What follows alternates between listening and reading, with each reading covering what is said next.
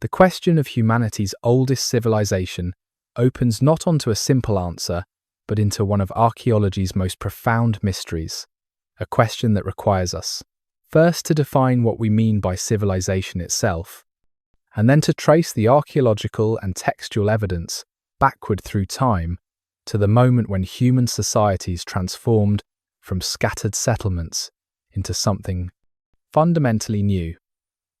In the region between the Tigris and Euphrates rivers, in the land the ancients called Mesopotamia, a remarkable transformation unfolded, beginning around 3500 BC.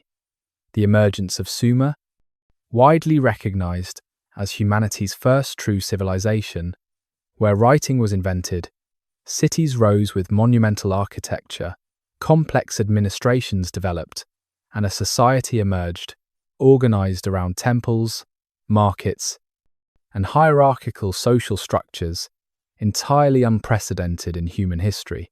Yet the question of priority remains contested, and complex contemporaneous developments in the Indus Valley, early dynastic Egypt, and other regions suggest that civilization emerged not as a single invention in one place, but as a convergent response to conditions that allowed human societies to grow larger, more specialized, and more organized.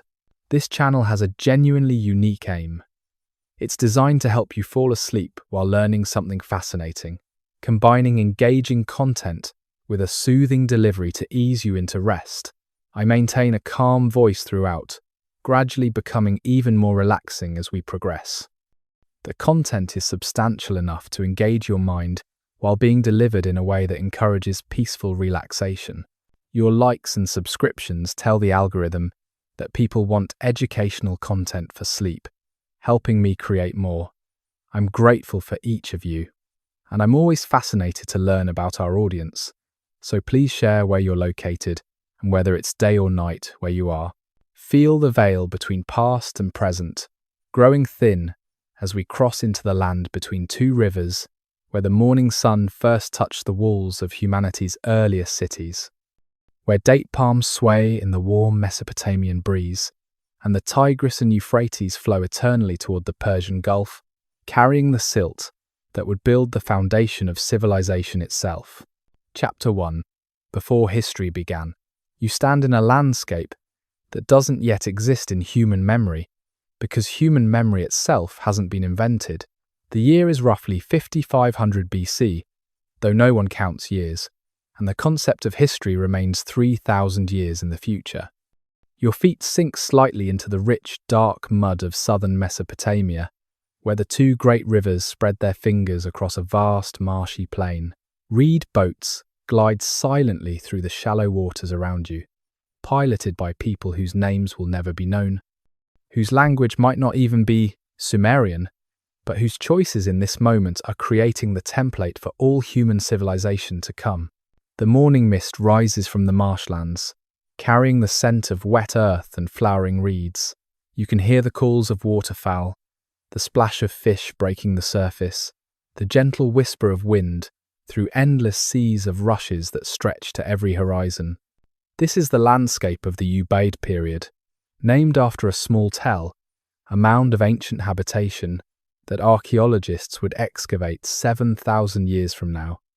Tel Al, Ubaid, just a few miles from what would become the great city of holds secrets that even now, in our modern age, we struggle to understand. The people around you are not yet Sumerians. That identity, that culture, that explosion of innovation remains centuries in the future. These are the Ubaid people, and they are doing something that has never been done before in human history. They are choosing to stay, not for a season, not for a few years, but permanently, generation after generation, in the same place, watching the rivers flood and recede, learning their rhythms, understanding their moods. Picture a woman sitting outside a small mud brick house, the first true house you've ever encountered. She's painting a piece of pottery with geometric designs, using pigments made from crushed ochre and river clay. This pot she's decorating isn't just functional, it's beautiful. She doesn't know it, But archaeologists will find fragments of her work 7 millennia later and marvel at the sophistication of her artistry, the geometric patterns she paints, inherited from her grandmother and refined through her own creative vision, will evolve over centuries into the first writing system humanity ever creates. The Ubaid people are mysterious to us, even now. We don't know what they called themselves. We don't know if they were the ancestors of the Sumerians or if they were replaced by incoming populations. Their language, if it was written, has left no trace we can read. But what they left behind tells a story of transformation so profound that it changed the trajectory of our species. Walk through their village as the sun climbs higher. You see about 40 houses, each one built from mud bricks, dried in the Mesopotamian sun. The bricks are uniform, made in wooden molds, each one the same size and shape. This standardization, this idea that building materials should be consistent and interchangeable, seems obvious to us now, but someone had to think of it first. Someone in a village like this one, perhaps frustrated with irregular stones or tired of waiting for the perfect piece, created the first mold and changed architecture forever. The houses cluster around a larger building, distinguished by its size and the careful plastering of its walls. Inside, you smell burning incense, a resin imported from distant lands. This is a temple, though not yet the massive ziggurats that would later dominate Mesopotamian cities. It's a simple shrine, but it represents something revolutionary. These people have created a space specifically for the divine, separate from daily life yet at its center. They've institutionalized religion, creating the first priests, the first rituals performed at specific times, the first sacred calendars. An elderly man emerges from the temple, his head shaved in a manner that would become traditional for priests throughout Mesopotamian history. He carries a clay tablet, though it bears no writing, only notches and marks that record quantities. The harvest was good this year. The temple storerooms are full. He needs to remember how much grain was collected, how much was distributed, how much remains for planting. These simple marks, these basic accounting symbols, contain the seeds of mathematics, writing, and bureaucracy. As you watch him work, making his careful notations, you're witnessing the dawn of something unprecedented. For the first time in human history, information is being stored outside the human brain. Knowledge is becoming external, permanent, transferable. A thought recorded today can be read tomorrow, next year, next century. Though true writing remains far in the future, the concept has been born here in these simple tallies. The transformation of this landscape itself tells a story of human ingenuity. When the first settlers arrived, this was marginal land, too dry for rain-fed agriculture, too wet and unpredictable when the rivers flooded. But the Ubaid people noticed something. The floods, though destructive, brought life. They deposited rich silt across the plain, creating soil of extraordinary fertility. If only the water could be controlled, directed, stored. You follow a group of men to the river's edge, where they're digging with tools made from wood and woven baskets. They're creating the first irrigation canal, though it's barely more than a directed ditch. One man stands apart, gesturing and directing. He's solved a problem of angles and flow rates, though he has no mathematical formula to describe his solution. He knows from observation that water moves faster in a straight channel, slower when it curves. He's designed a system of gentle bends that will slow the water enough to prevent erosion while still maintaining flow to the fields. This is engineering without mathematics, architecture without written plans, hydraulics without physics. It's knowledge gained through observation, refined through trial and error, passed down through apprenticeship. And it works. The proof lies in the green fields of barley and emmer wheat that surround the village, crops growing where nature alone would produce only marsh grass and reeds. The morning sun reaches its full strength now, and you seek shade under a date palm, one of the first cultivated trees in human history. The dates hanging above you represent another innovation. Someone, generations ago, discovered that date palms come in male and female varieties. By deliberately planting females and keeping just enough males for pollination, they dramatically increased their harvest. This understanding of plant sexuality, of selective breeding, predates any written record of agriculture by millennia. A child runs past, laughing, chasing a small dog. The dog itself represents a relationship already ancient by Ubaid times, but its presence here is significant. This is no longer a wolf-dog hybrid helping with hunts. This is a companion, a protector of property, a member of the household. The Ubaid people have domesticated not just animals, but the very concept of home. As afternoon approaches, you notice smoke rising from several points in the village. Not cooking fires, but something else. You approach and find kilns, specially built structures for firing pottery at temperatures much higher than an open fire could achieve. A young man tends one, carefully adding fuel, monitoring the color of the flames. He's learned that different temperatures produce different results. Too cool and the pottery remains fragile, too hot and it cracks. But at just the right temperature, maintained for just the right duration, the clay transforms into something nearly eternal. Inside one kiln, vessels of extraordinary sophistication are being fired. Long-necked jars for storing beer, wide bowls for serving communal meals, small cups for individual portions, each shape refined over generations for its specific purpose. The pottery of the Ubaid period would spread across the ancient Near East, carried by traders whose roots these people are only beginning to establish. Archaeologists would find Ubaid pottery from the Mediterranean coast to the Persian Gulf, evidence of the first international trade network. But perhaps the most remarkable innovation of the Ubaid period is invisible, existing only in the realm of social organization. These people have invented the city, though their settlements barely deserve the name by later standards. More importantly, they've invented the idea of citizenship, of belonging to a place rather than a kinship group. The people in this village are not all related by blood. They've come together by choice, agreeing to live by common rules, to share common spaces, to work for common goals. This social contract, unwritten and perhaps never explicitly discussed, represents a fundamental shift in human organization. For the first time, strangers are becoming neighbors. People who might once have been enemies are now sharing walls, their children playing together, their futures intertwined. The temple at the village center isn't just a religious space. It's a statement of shared values, a physical manifestation of community agreement.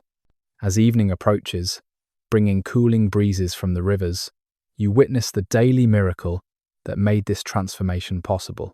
The sun sets behind fields of grain, golden in the fading light. What was once wild grass has become humanity's staple food through patient selection and careful cultivation. Each generation of farmers chose the best seeds, the strongest plants, gradually transforming a marginal food source into the foundation of civilization. The sound of singing draws you toward the temple. A ceremony is beginning, perhaps a harvest thanksgiving, or a plea for the floods to come at the right time with the right intensity. Men and women gather, their voices joining in songs whose words are lost to time, but whose purpose remains clear.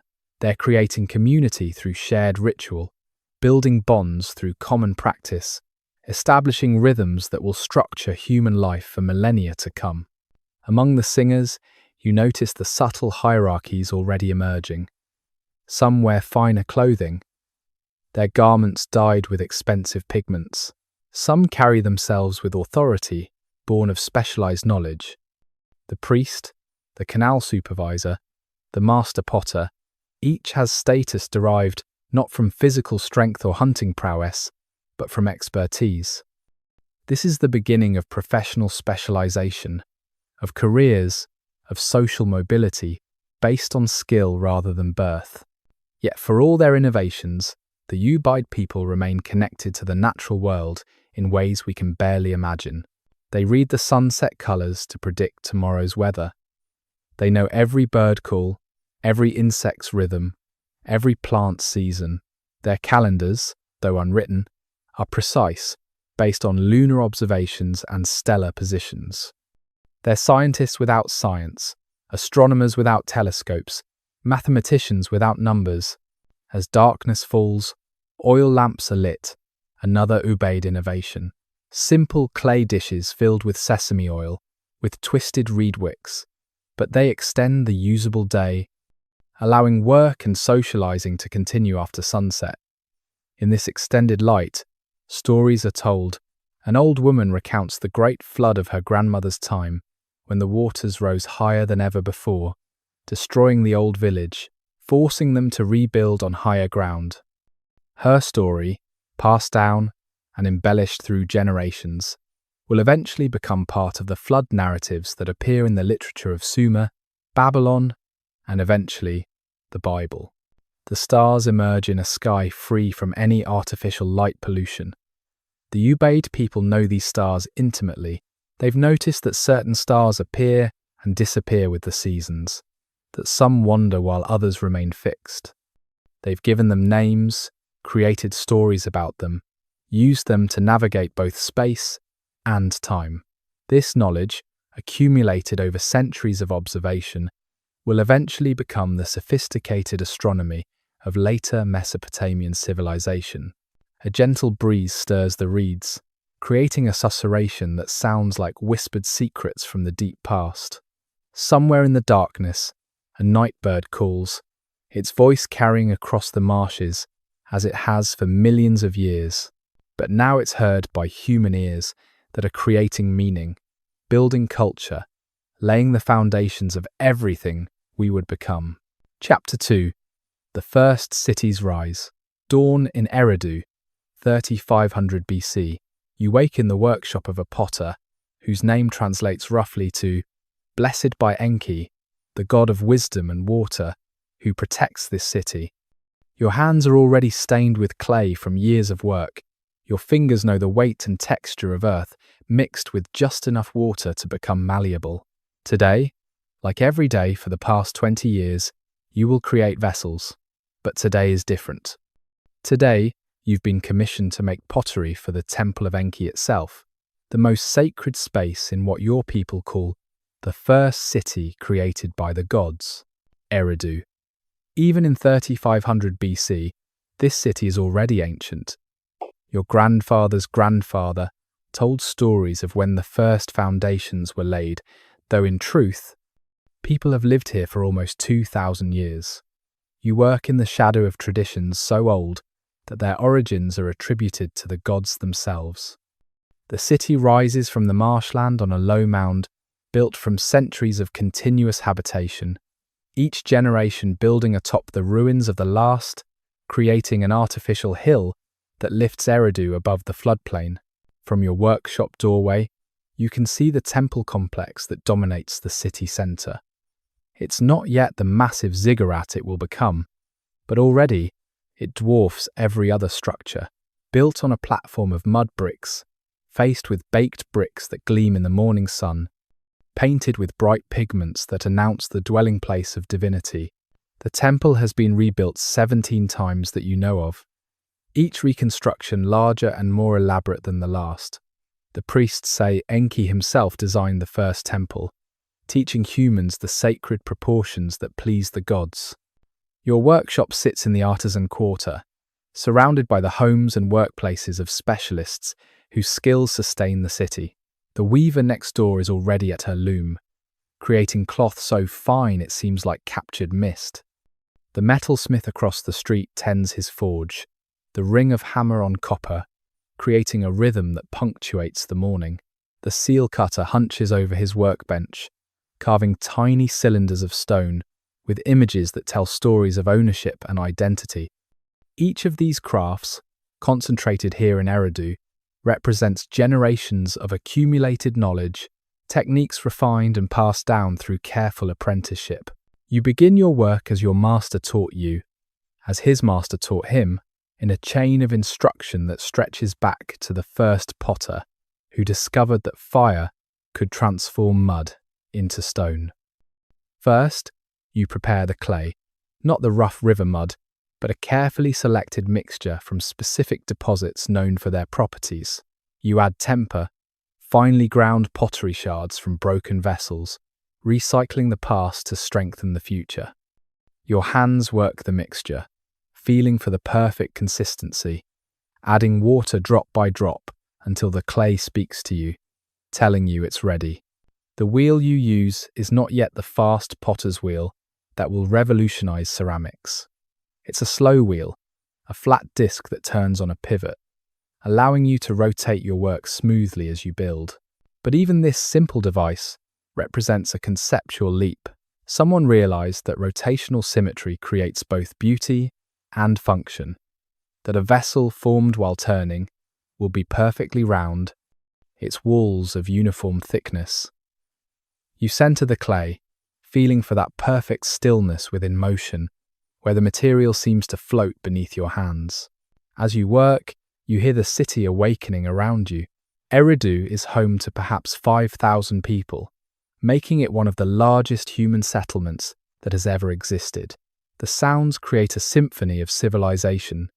Children laughing as they run to the temple school, where they'll learn the marks and symbols that are beginning to codify language.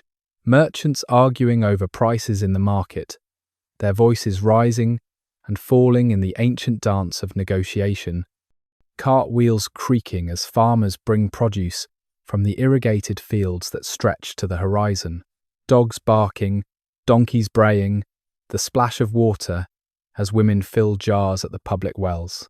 The vessel takes shape beneath your hands, a large storage jar designed to hold the sacred beer that will be offered to Enki. Beer is the gift of the gods, safer to drink than water, nutritious and mildly intoxicating, the social lubricant that smooths the friction of urban life. The temple brewers have perfected recipes using barley and emmer wheat, flavored with dates and honey, creating varieties for different occasions and social classes. Your jar must be perfect, its walls thick enough to maintain cool temperatures, its mouth shaped to accept a clay seal, its base stable enough to stand for years in the temple storerooms. As the sun climbs higher, you pause to drink beer from a cup you made yourself, feeling the cool liquid ease your thirst. The beer is good, flavored with herbs that grow wild in the marshes, a recipe your wife learned from her mother. You think about the strangeness of your life, how different it is from the stories of the wandering ancestors. You have never hunted for food, never moved your home seeking better pastures, never wondered where your next meal would come from. You are a citizen of Eridu, protected by its walls, sustained by its fields, part of something larger than any kinship group. A shadow falls across your doorway. A priest stands there, recognizable by his shaved head and the distinctive, flounced skirt that marks his office. He has come to inspect your work, to ensure it meets the temple's standards. His eyes are sharp, critical. The temple controls much of Eridu's economy, collecting taxes in grain and redistributing them as payment for public works. The priests are managers, as much as religious figures, coordinating the complex logistics that keep a city functioning. They decide when canals should be cleaned, when walls should be repaired, when festivals should be held. Their power derives from their literacy, their ability to read and create the marks that are evolving toward true writing. The priest examines your jar, running his fingers along its walls. Checking for uniformity, he nods approval, then produces a small cylinder seal and rolls it across a patch of wet clay, leaving an impression of intricate design. This is the temple's mark, the official stamp that marks your work as acceptable. The seal shows Enki himself, identified by the streams of water flowing from his shoulders, surrounded by fish and water birds. It's a masterpiece of miniature art, carved with details so fine you need to look closely to see them all.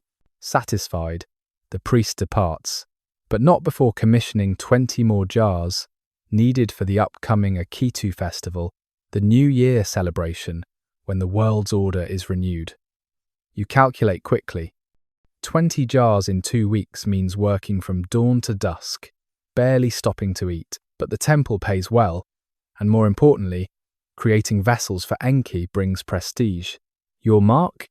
The small symbol you press into the base of each pot will rest in the temple storerooms. Long after you die, archaeologists will find your pottery and wonder about the hands that shaped it. You return to work, but your mind drifts to the great city of Uruk, a day's journey north. Travelers speak of it with awe. While Eridu is the sacred first city, Uruk is becoming something unprecedented, a true metropolis. They say 40,000 people live within its walls, that its temple to Inanna rises 7 levels toward heaven, that its markets sell goods from lands so distant no one in Eridu has heard their names. Your younger brother moved there last year, drawn by opportunities impossible in tradition-bound Eridu. His letters, when traders carry them, speak of innovations and energy, of a city inventing itself daily. The afternoon heat becomes oppressive, and you move your work to the shaded courtyard behind your workshop. Here, finished pottery dries slowly, protected from the direct sun that might crack it. Rows of vessels stand like silent soldiers, bowls and jars and cups, each one a small victory over entropy, a human-imposed order on chaotic clay. Your apprentice, a boy of 12 whose parents paid handsomely for his education, that practices making simple bowls. His work is clumsy but improving. You remember your own apprenticeship, the years of failure before your hands learned the clay's language. A commotion in the street draws your attention. A trading caravan has arrived from the north, dusty and travel-worn, but buzzing with excitement.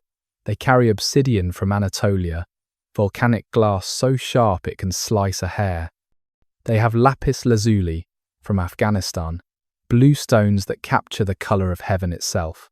Most remarkably, they display pottery from Uruk, decorated with images that seem to move, telling stories in clay. One vessel shows a procession of animals and plants, so detailed you can identify each species. Another depicts human figures, engaged in what might be a religious ritual, or perhaps a scene from daily life. The style is revolutionary, nothing like the geometric patterns traditional in Eridu. It's naturalistic yet stylized, realistic yet symbolic. You study the technique, trying to understand how the potter achieved such fine detail. The clay is different too, fired at temperatures that give it an almost metallic ring when tapped. You realize, with a mixture of admiration and concern, that Uruk's potters have surpassed Eridu's ancient traditions. The student has become the master. As evening approaches, you walk to the temple to deliver your completed jar.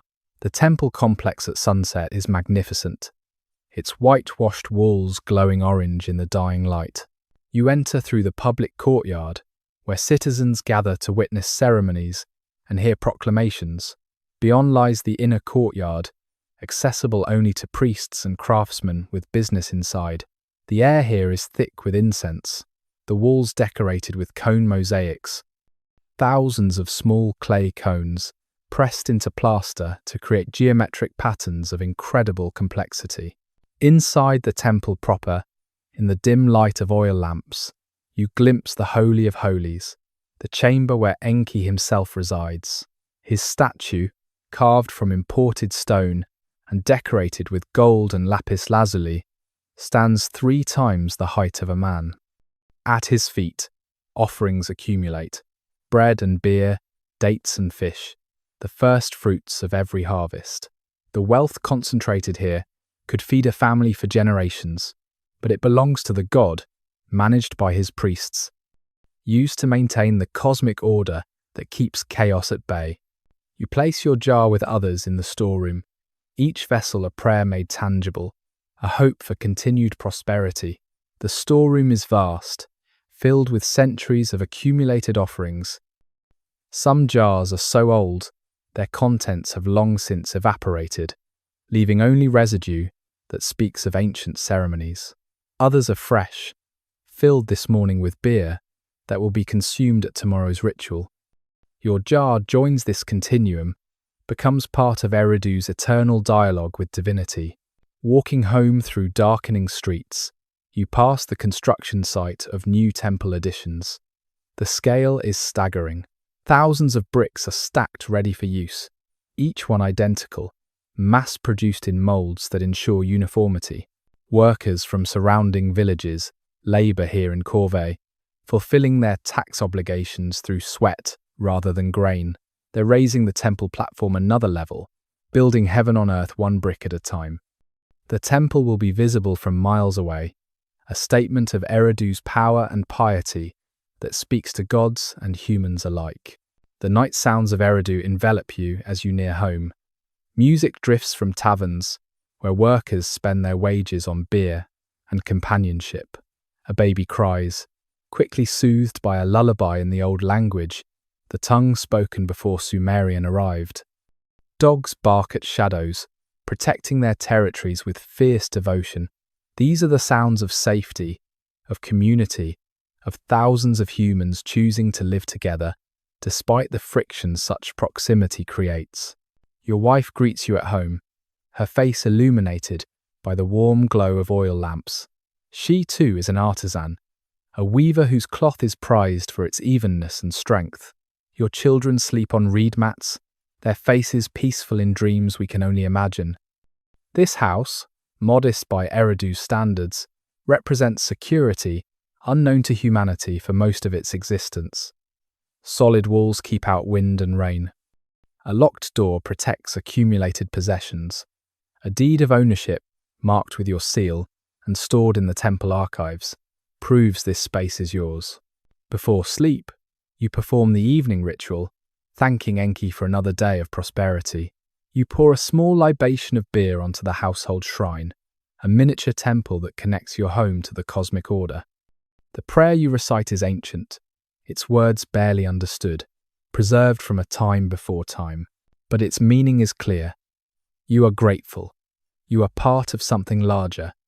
You are a citizen of Eridu, the first city, the place where civilization began. Chapter 3. The Gift of the Rivers, the Tigris and Euphrates. Even their names carry the weight of destiny, flowing through human consciousness as they flow through the Mesopotamian plain. You stand at the confluence of history and geography, where these two rivers created the stage for humanity's greatest transformation. Without them, there would be no Sumer, no cities, no writing, perhaps no civilization as we understand it. They are the arteries of an entire world, carrying not just water but possibility itself. In the early morning of 3200 BC, a canal supervisor named Enlil-Bani stands where you stand, though the landscape looks vastly different. He oversees a network of waterways that would astound modern engineers, created without machines, without mathematics as we know it, without any technology, beyond human muscle, simple tools, and extraordinary vision. His title translates roughly to Inspector of Channels, but his true role is that of a water priest, mediating between human need and divine provision. The annual flood is 3 months away, but preparation begins now. Enlil-Bani walks, the main canal that feeds 7 villages and their surrounding fields, a waterway 20 miles long and 30 feet wide. Every step is a calculation. Where the banks have eroded, he marks them for repair. Where silt has accumulated, he schedules cleaning. Where the water flows too fast, threatening to undercut the channel walls, he plans baffles and curves to slow its force. His knowledge isn't written in any manual. It lives in his memory, passed down through 12 generations of canal supervisors, refined through centuries of trial and catastrophe. You follow him as he stops at a distribution gate, a simple but ingenious device of wooden boards and mud brick that controls water flow to secondary channels. The wood is imported cedar from Lebanon, resistant to rot, worth its weight in silver. The gate's position determines whether the village of Gersu or the village of Lagash receives more water today. Such decisions have sparked wars. Water rights are written into law codes, negotiated in treaties, enforced by armies. The supervisor's choice this morning will affect harvest yields, family prosperity, perhaps even survival itself. The sun reflects off the calm canal water, creating patterns of light that dance and shift. Birds nest in the reeds along the banks, their calls creating a constant musical accompaniment. Fish surface to feed on insects, their ripples spreading in perfect circles that intersect and overlap. This is an engineered landscape that has become natural, a human creation that nature has accepted and incorporated. Enlil-Bani notices something troubling. The water level is lower than it should be for this time of year. The spring floods from mountain snowmelt were weak. If the pattern continues, drought will threaten the harvest. He makes a decision that would have been impossible for our hunting ancestors. He orders the planting schedule changed. Barley, which needs less water than wheat, will be planted in the outer fields. The precious wheat will grow only in plots closest to the main canal. It's risk management, disaster mitigation, the kind of forward planning that cities make possible and necessary. A messenger arrives on a donkey, dusty from hard riding. The city of upstream, has built a new canal, diverting water that previously flowed to this region. It's not the first time.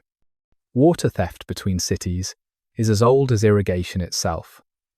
Wars have been fought over such diversions. The world's first recorded war, commemorated in the stele of the vultures, began with exactly this kind of water dispute. Enlil-Bani must now become a diplomat, travelling to negotiate with Umma's authorities, armed with precedent and tradition, arguing for water rights established since the time of the gods. But for now, work continues. You watch as teams of workers arrive for their corvée duty, their labour tax to the city. They carry tools that haven't changed in 1,000 years. Wooden spades with bronze edges, baskets woven from river reeds, primitive but effective wheelbarrows. They sing as they work, rhythmic chants that coordinate their movements and make the labour bearable. The songs tell stories of Enki, the god who gave humans the gift of irrigation, who taught them to make the desert bloom. The workers are dredging a section of canal where silt has raised the bottom, reducing water flow. It's back-breaking work. Men stand waist-deep in mud, filling baskets that others haul to the bank. The removed silt is precious, spread on nearby fields where it will enrich the soil. Nothing is wasted in this economy of scarcity. Even the reeds cut from the canal banks will become baskets, mats, and construction material. The mud daubed on walls for repair contains the perfect mixture of clay and organic matter to resist cracking. A young boy, perhaps 10 years old, watches the workers with intense concentration. He is Enlil-Bani's nephew, learning the family trade. The supervisor points out subtle signs, how the water's colour indicates its silt content, how the speed of floating debris reveals the current's force, how the angle of erosion on a bank predicts where it will fail. This child will spend 20 years absorbing such knowledge before he's trusted with his own section of canal. The continuity of expertise, passed from uncle to nephew, father to son, master to apprentice, is what allows this fragile system to persist. By midday, the team has moved to repairing a levee that protects wheat fields from flooding. The levee is an artificial hill, built grain by grain over generations. Its core is rubble and broken pottery, its body is earth, its skin is a plaster of mud and straw that must be renewed annually. The workers know that this levee is all that stands between prosperity and disaster. If it fails during the flood, the waters will destroy the crops, dissolve mud brick homes, possibly drown those who cannot escape. The repair technique is ancient and effective. New earth is added in layers, each one compressed by human feet, hundreds of passes that pack the soil until it's nearly as hard as brick. Between layers, reed mats are laid to provide structure and prevent slumping. The face of the levee is then plastered with a mixture that includes bitumen, natural tar that seeps from the ground in certain places, waterproofing the barrier.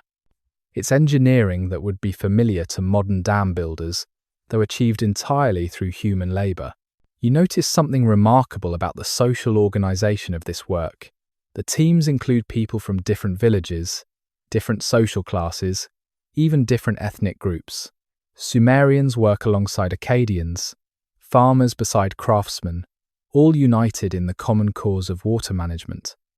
The canal system has created a shared destiny that transcends traditional divisions.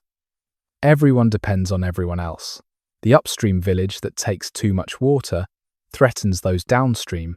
The downstream village that neglects canal maintenance causes backflow that floods upstream fields. Cooperation isn't idealistic. It's essential for survival.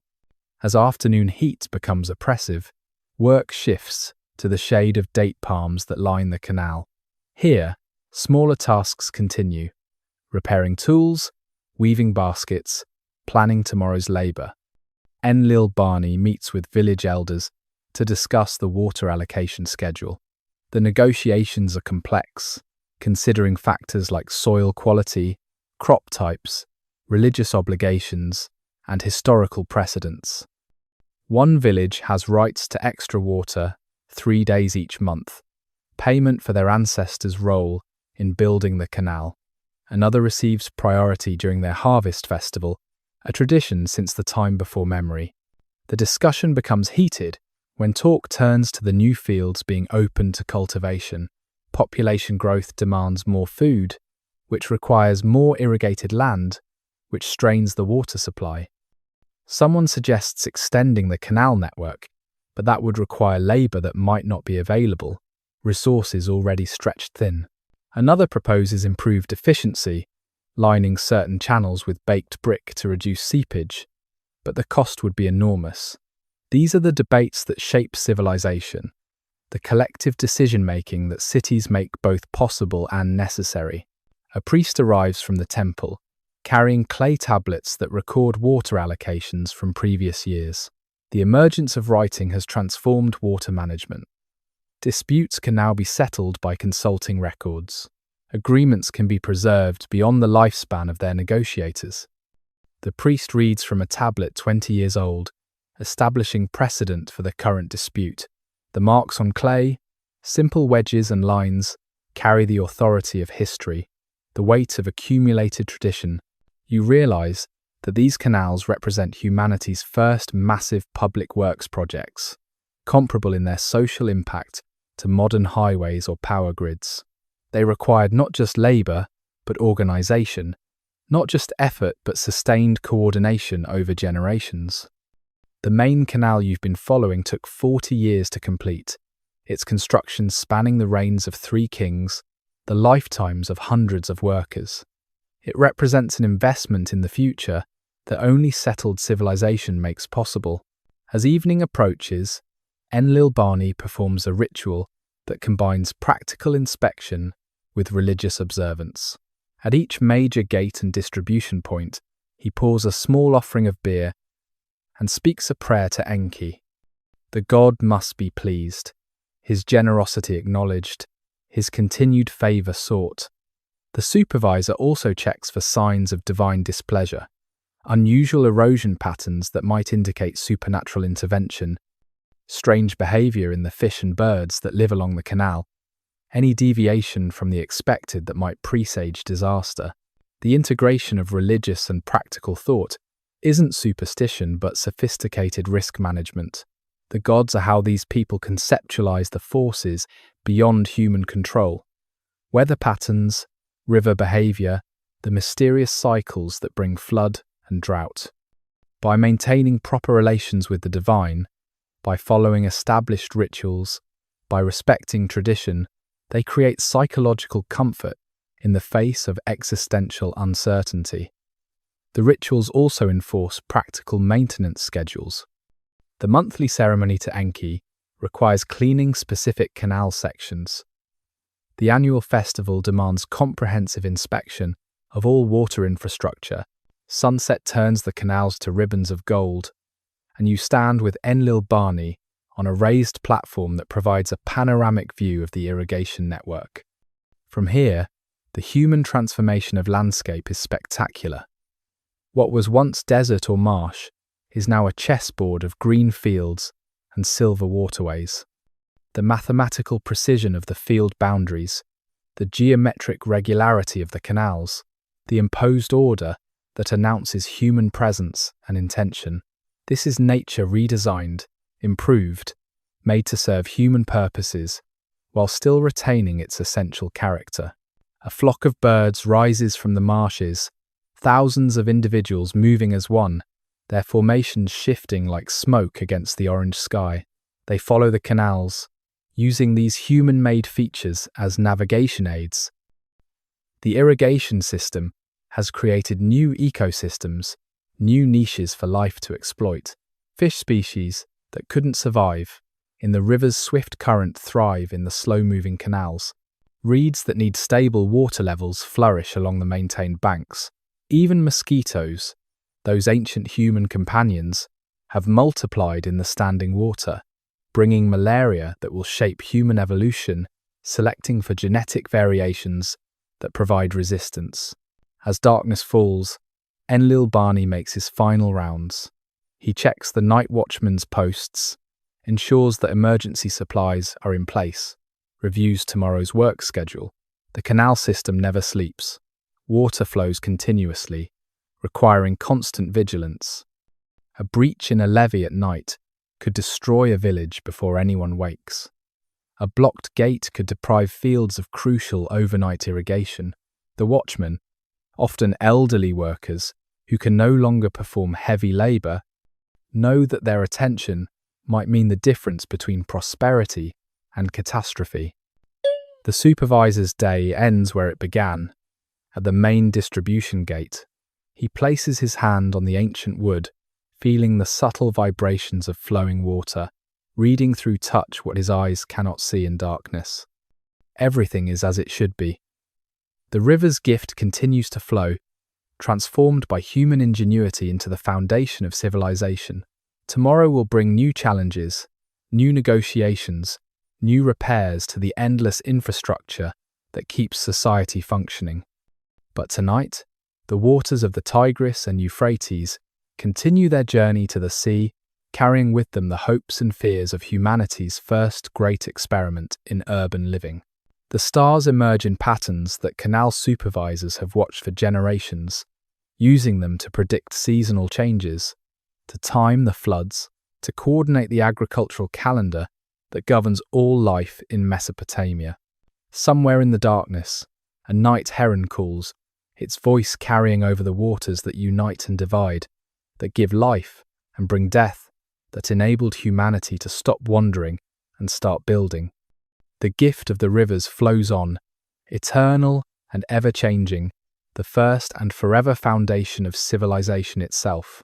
The energy now begins to soften slightly as we prepare to journey deeper into the ancient world where mighty kings and timeless stories await in the approaching chambers of sleep. Chapter 4. The Invention of Everything. The reed stylus trembles slightly in your young hands. You are 12 years old. Your name is Kugnana, and you are learning to write. Not just to make marks or draw pictures, but to capture language itself, to transform sound into symbol, thought into permanence. The year is 2900 BC, and you sit in the tablet house, the Ajubba, in the city of Uruk. Around you, 20 other boys struggle with their own tablets, their own styluses, their own journey into literacy. Most will fail. The complexity of what you're learning would challenge modern university students. But for those who succeed, who master the approximately 600 symbols of early cuneiform, the rewards are beyond measure. Your teacher, an elderly scribe whose fingers are permanently stained with clay dust, demonstrates again the symbol for barley. It doesn't look like barley anymore, not really. What began as a picture, a simple drawing of a grain stalk, has evolved through centuries of scribal shorthand into something abstract. 3 vertical wedges crossed by 2 horizontal ones. The transformation happened because Drawing pictures in wet clay is slow and imprecise, but pressing the corner of a cut reed into clay that creates clean, quick marks. Wedges, cuneiform, from the Latin word for wedge, though that name lies 4,000 years in your future. The tablet before you is fresh, still damp from the river clay mixed this morning by younger students. If you make mistakes, you can smooth the surface and start again. But once it dries, once it's fired in the kiln, your work becomes eternal. Archaeologists will find student tablets from your school, complete with errors and corrections, the homework of children who lived 5,000 years ago. Some tablets show the teacher's example on one side, the student's clumsy copy on the other. Others contain the ancient equivalent of lines written as punishment. "I will not talk in class," copied dozens of times in painstaking cuneiform. The morning light filters through reed screens, creating patterns on the clay floor. Outside, you hear the constant noise of Uruk, now the largest city in the world with perhaps 50,000 inhabitants. But here in the tablet house, silence reigns except for the soft scratch of stylus on clay and the occasional sharp correction from your teacher. You're learning more than just writing. The curriculum of the Ejubba encompasses all human knowledge as your civilization understands it. Mathematics, including the complex sexagesimal system based on the number 60 that we still use for time and angles. Literature, from hymns to the gods to epic tales of heroes. Law, including contracts and precedents. Agriculture, with planting schedules and yield calculations. Astronomy, tracking the movements of planets that you call wandering stars. Languages, because a scribe must know not just Sumerian, but Akkadian, the Semitic tongue increasingly spoken in the streets. Your teacher sets a new task: transcribe a simple contract for the sale of a field. This is practical training for the work most scribes actually do. Literature and hymns are prestigious, but contracts and receipts pay the bills. The formula is standardized through centuries of use.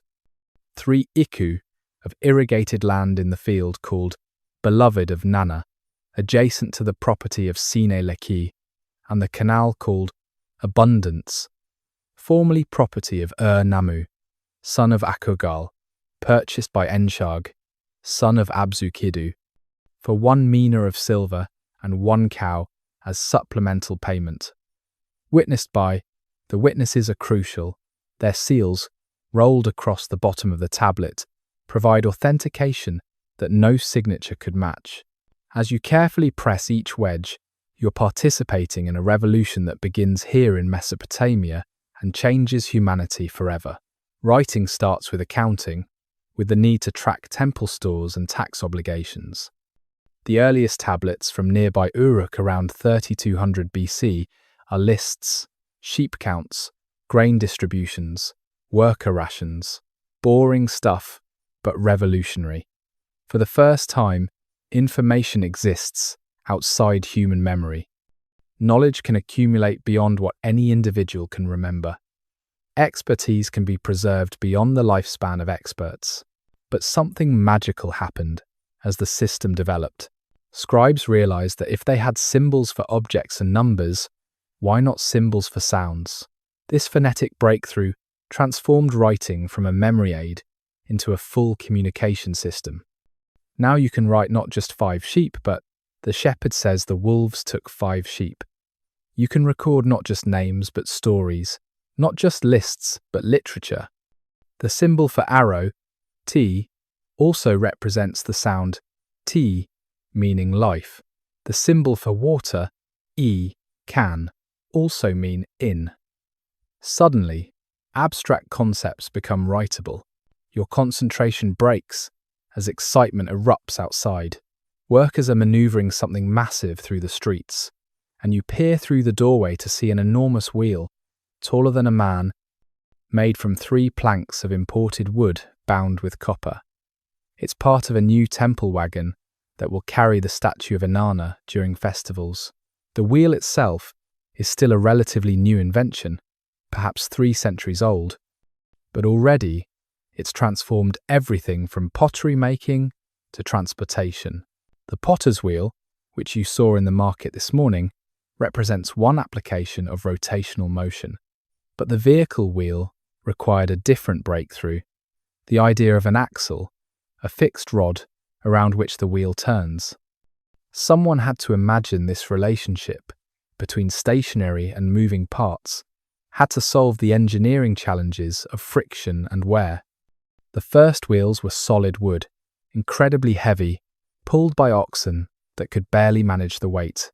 But iteration and improvement followed quickly, wheels with carved holes to reduce weight.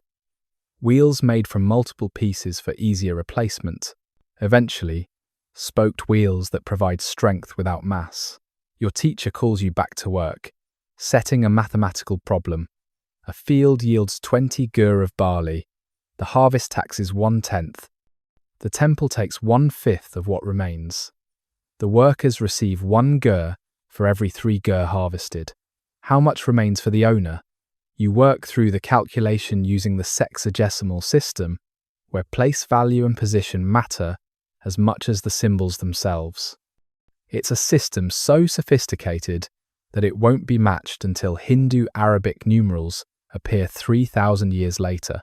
The sexagesimal system arose from practical needs. 60 divides evenly by many numbers: 2, 3, 4, 5, 6, 10, 12, 15, 20, 30. This makes calculations easier when you're dividing land, rationing food, or calculating work hours. The number 360, 6 times 60, becomes the degrees in a circle. 12, a fifth of 60, becomes the hours on a clock face.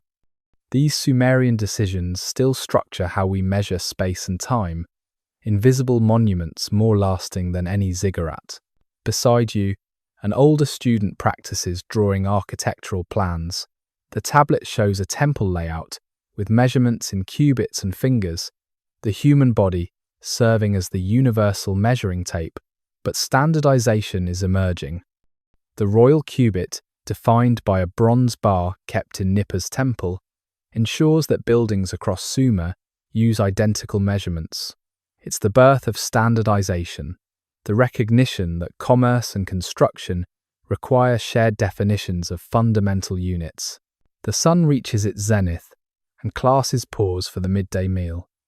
You eat barley bread and dried fish, washed down with weak beer. The food is simple but nutritious, provided by your father's substantial tuition payment. Education is expensive, limited to the sons of the wealthy or those destined for temple service. Literacy creates social stratification. Those who can read and write form a special class, essential to governance and commerce. The skill you're struggling to acquire will define your entire life's trajectory. After lunch, the lesson turns to technology and innovation. Your teacher produces a model plough, carved from wood small enough to hold in one hand, but it represents an agricultural revolution. The scratch plough, pulled by oxen, allows one farmer to cultivate land that would require a dozen workers with hand tools.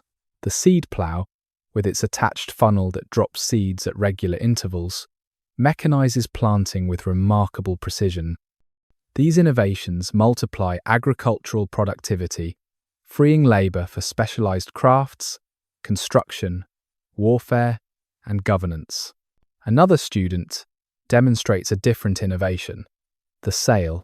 Using a piece of cloth and a model boat, he shows how wind can be harnessed for transportation. Mesopotamian boats traditionally moved with the current downstream and were poled or rowed upstream. But someone noticed that the prevailing winds blow upstream against the current. By raising a square sail, boats can now travel in both directions with minimal human effort.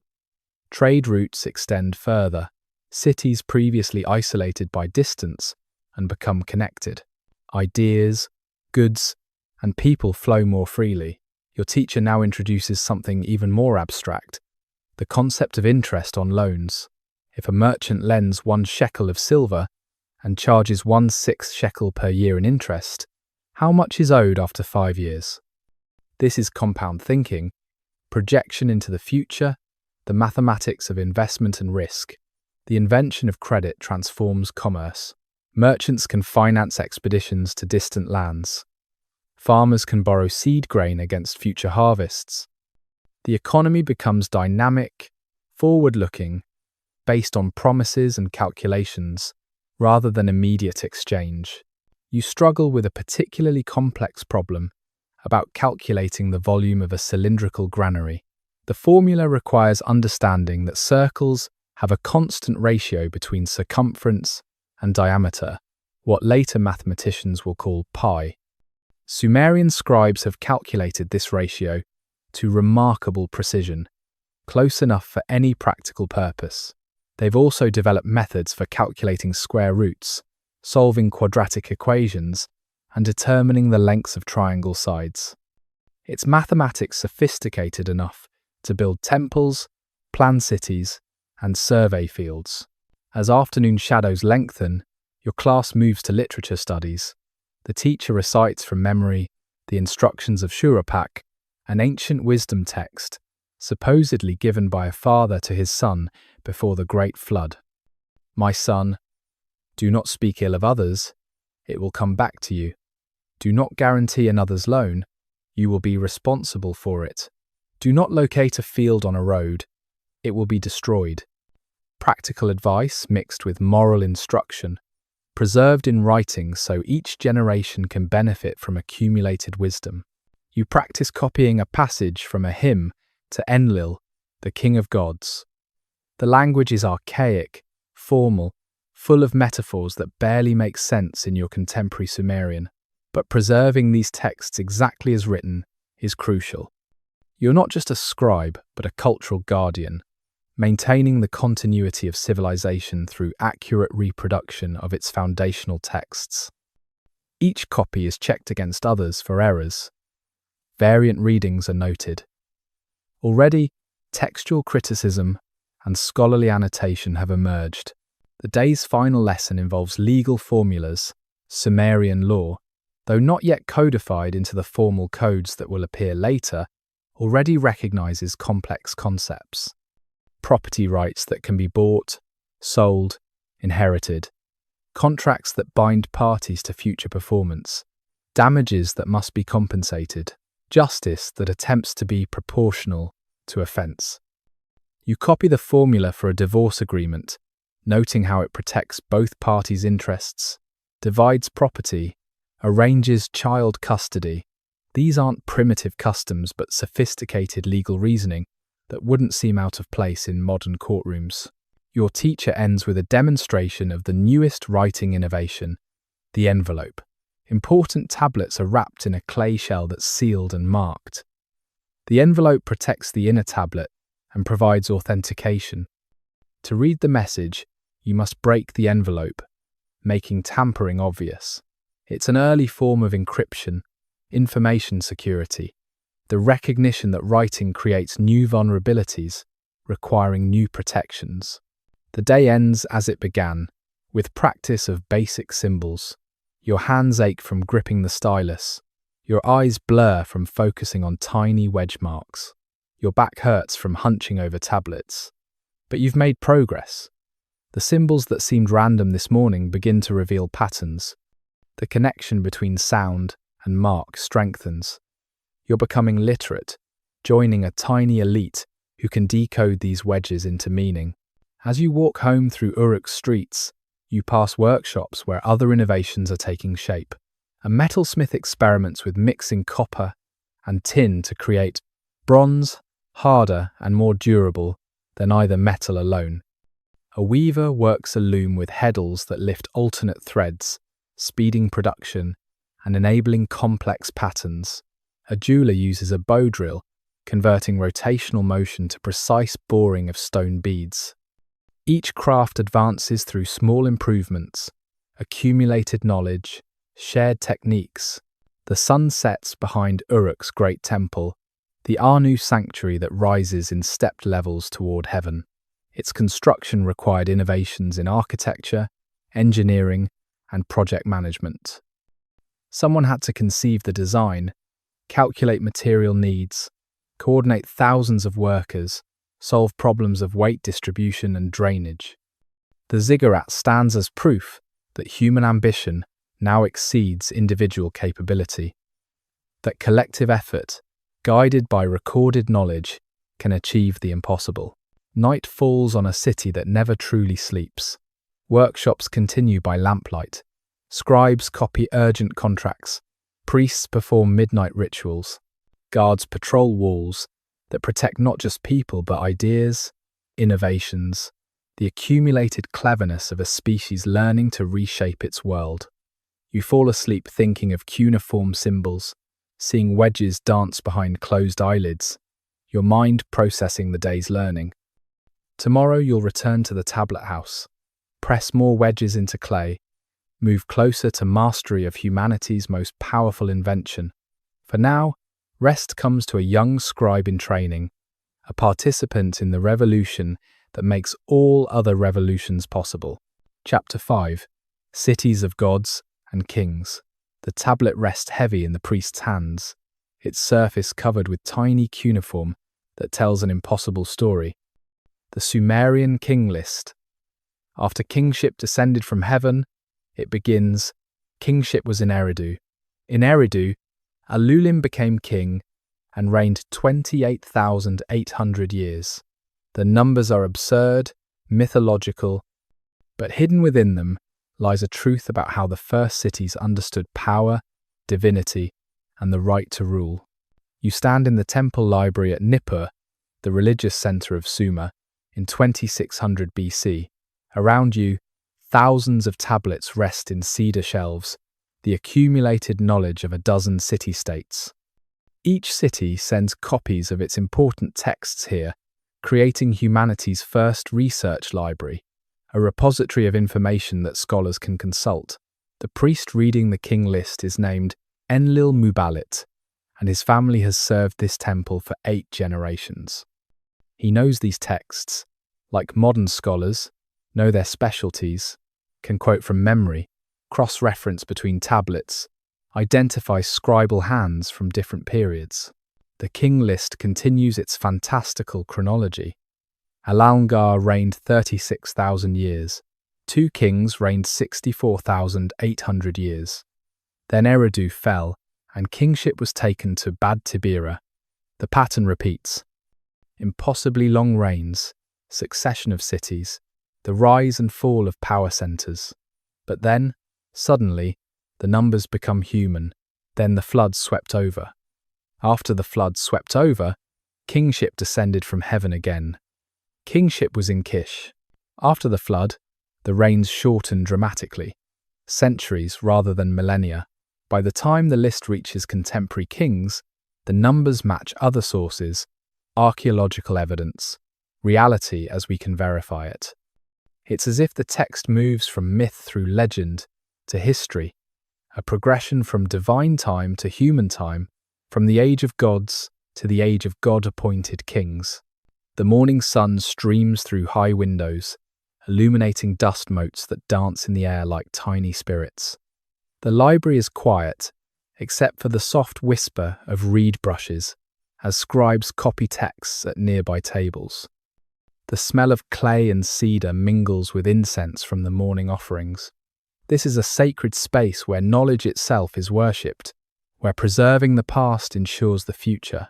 Enlil Mubalit sets down the king list and retrieves another tablet, this one recording the actual dynasty currently ruling Kish. King Enmebaragesi, whose name means royal hero of Mebaragesi, has reigned for 30 years. Unlike the mythical kings of the pre-flood era, we have archaeological proof of his existence.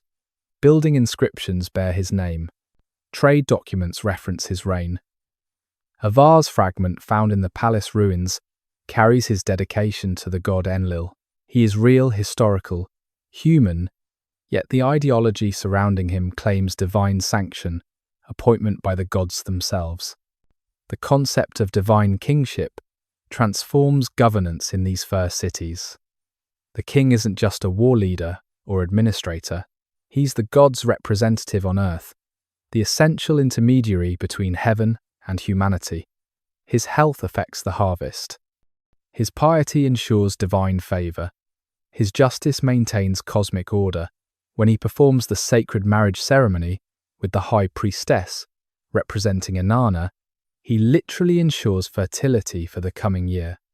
This ideology justifies absolute power while also constraining it. A king who loses divine favor, demonstrated through military defeat or natural disaster, loses legitimacy. You follow Enlil-Muballit from the library to the temple's main courtyard, where a delegation has arrived from Lagash. The tension is immediate, palpable. Lagash and its neighbor Umma have been fighting over border territories for 3 generations. The conflict centers on a fertile district called Gu Edin, irrigated fields that both cities claim by divine right. Lagash says their god, Ningasu, granted them the land. Umma insists their god, Shara, established their ownership. When gods disagree, humans bleed. The delegation carries a victory stele, a stone monument carved with images and text, celebrating Lagash's recent triumph. The priest reads the inscription aloud. Eonatum, king of Lagash, beloved of Ningasu, struck down Umma. He heaped up 20 burial mounds. He restored to Lagash the Gu Edin, the beloved field of Ningirsu. The stele will be placed at the disputed border, a permanent claim written in stone. The images on the stele are both beautiful and terrible. On one side, Eonatum leads his army in the world's first depicted phalanx formation. Soldiers locked shield to shield, spears projecting like a deadly hedge. On the other side, vultures carry away the heads of enemies, giving the monument its future name, the Stele of the Vultures. Its propaganda and history, art and atrocity, a window into how these first cities waged war and justified violence. The reality of warfare between city-states is less glorious than the monuments suggest. You've heard soldiers describe the battles, chaos and dust, the crash of bronze on bronze, the screams of wounded men and animals. Armies are still small, perhaps a few thousand warriors at most. Professional soldiers are rare. Most combatants are conscripted farmers, fighting between planting and harvest. Weapons are expensive, often passed down through families. A bronze spear point represents months of a craftsman's income, yet the frequency of warfare shapes everything. City walls grow higher and thicker. Military technology advances rapidly. The composite bow appears, laminating wood, horn, and sinew to create a weapon that can penetrate armor at distance. Battle wagons, heavy four-wheeled vehicles pulled by onagers, serve as mobile platforms for elite warriors. Bronze helmets and reinforced shields appear in royal tombs. The arts of war advance as quickly as the arts of peace. Enlil-Muballit leads you to another part of the temple complex, where diplomatic negotiations are underway. Representatives from 5 major cities sit in council: Uruk, Ur, Lagash, Adab, and Kish. They're discussing a coalition against the Elamites, foreigners from the eastern mountains who raid Sumerian trade caravans. The negotiations are complex, each city calculating advantage, demanding concessions, and protecting interests. Who will lead the coalition? How will spoils be divided? Which gods must be honoured? The chief negotiator from Ur, an elderly statesman named Mesgalamdug, proposes a rotating leadership. Each city will command for 1 campaign season, decisions made by council vote. It's an early form of confederation, sovereign states cooperating while maintaining independence. The proposal fails. Kish demands permanent leadership based on their claim to primordial kingship. Uruk insists their larger population deserves greater influence. The cities cannot unite, a failure that will eventually allow foreign conquerors to dominate them all. As negotiations continue fruitlessly into the afternoon, you explore the religious district, where each major city maintains a shrine. The architecture tells stories of competition and emulation. Ur's shrine features gold leaf and lapis lazuli, displaying wealth from their control of southern trade routes. Uruk's shrine tower's highest, asserting their city's religious primacy. Lagash decorates with military trophies, bronze weapons taken from defeated enemies. Each city projects power through different means: wealth, piety, military might. You enter the shrine of Eridu, architecturally modest but spiritually profound. Eridu claims to be the first city, the place where civilization began. Their creation myth says that when the god Marduk organized the world, he established Eridu before all other cities. Their kings trace lineage to antediluvian rulers, those impossible kings who reigned for millennia. Whether literally true or not, archaeological evidence confirms Eridu's incredible antiquity, with temple foundations dating back nearly 3,000 years from your time.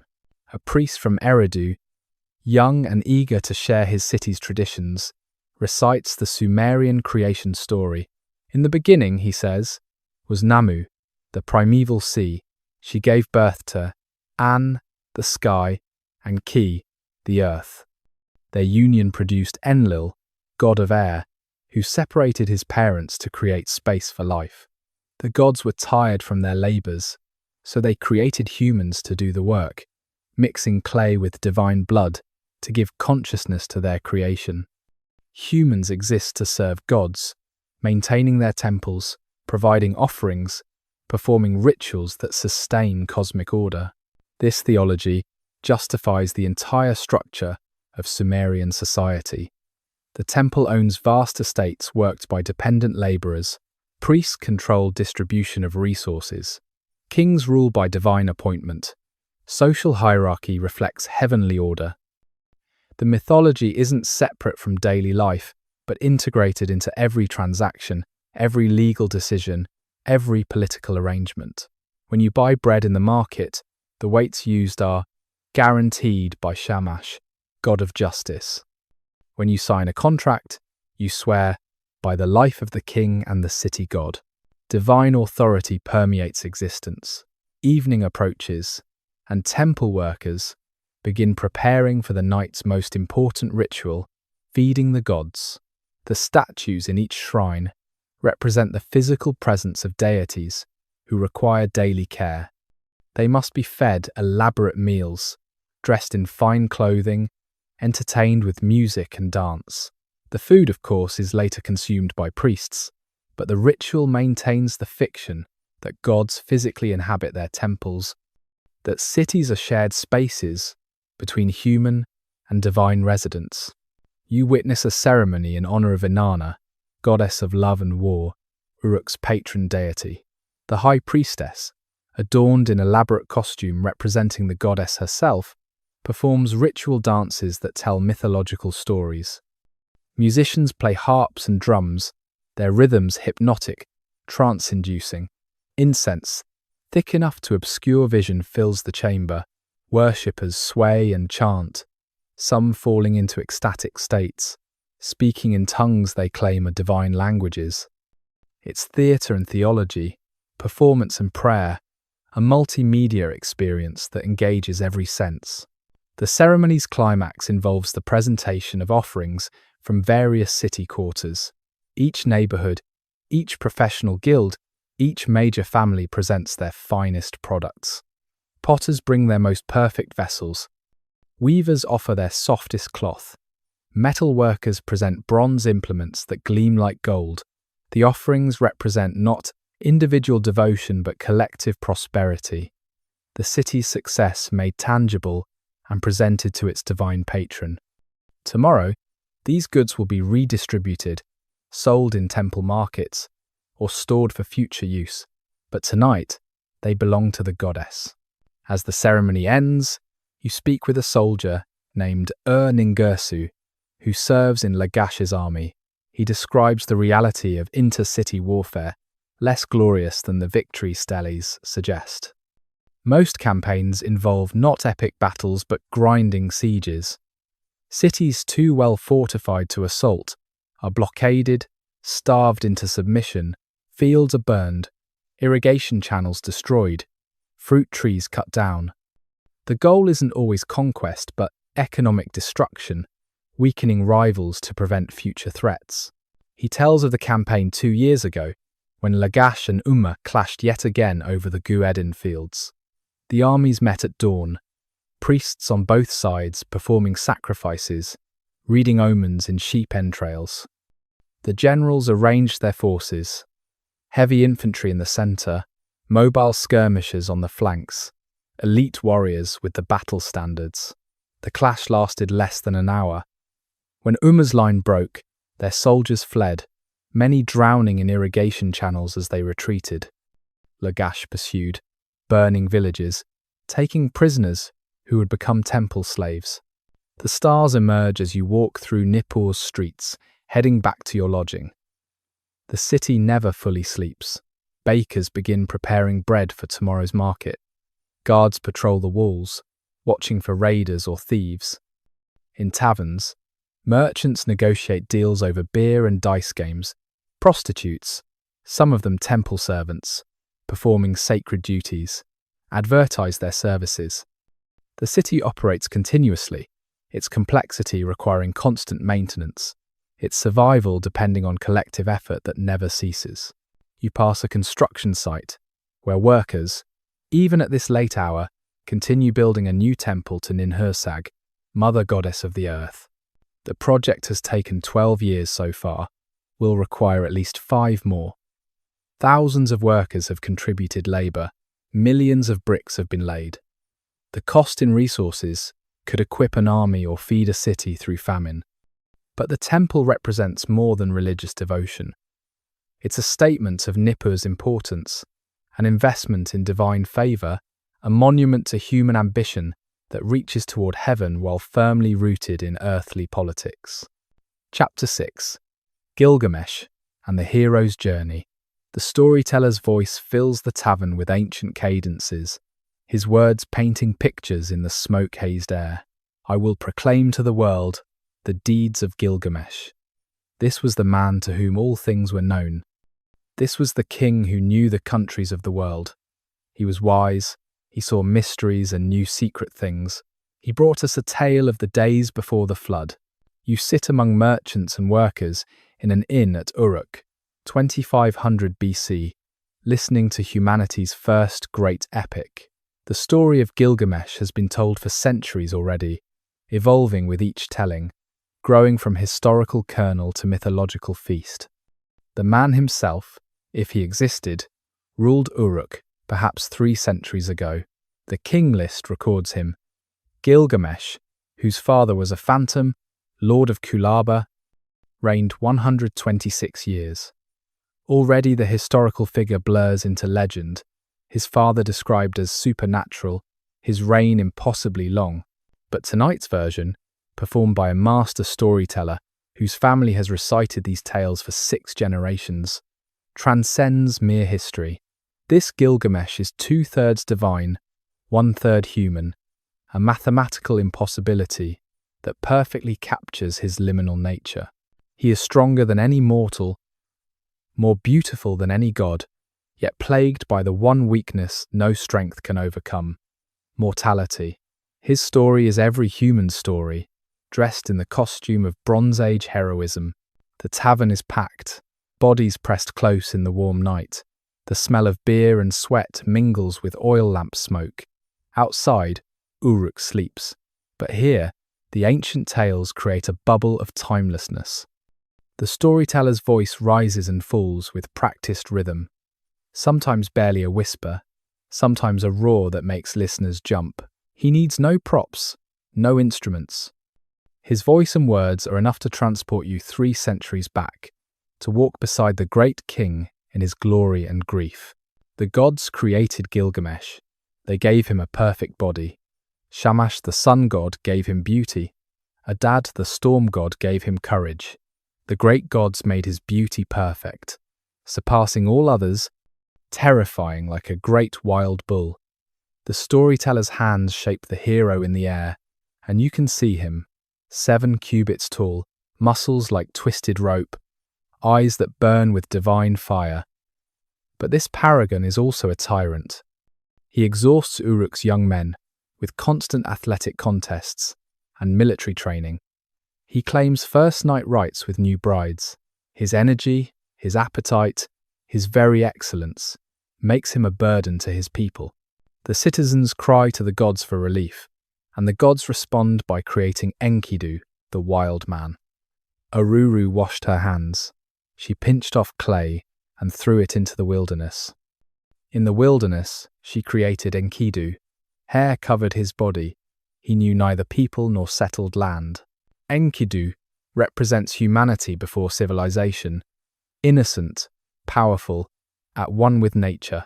He runs with gazelles, drinks at waterholes with animals, destroys the traps of hunters. He is what we were before cities, before writing, before the burden of consciousness that comes with civilization.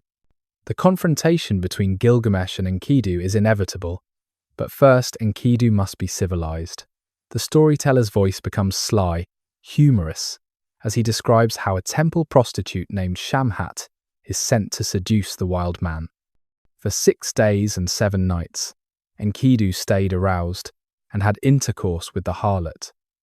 After this marathon of civilization through sexuality, Enkidu can no longer run with animals. They flee from him. He has gained knowledge and lost innocence, traded nature for culture. Shamhat teaches him to eat bread, drink beer, wear clothes, become human in the Sumerian sense. When Enkidu finally meets Gilgamesh, they fight in the streets of Uruk. The storyteller acts out the battle, throwing phantom punches, grappling with invisible opponents. They grappled, holding each other like bulls. They broke the doorposts, and the walls shook. Gilgamesh bent his knees with his foot planted on the ground, and with a turn, Enkidu was thrown. Then immediately his fury died. The fight transforms into friendship, violence into love. These two aspects of humanity, the civilized and the wild, the divine and the natural, become inseparable companions.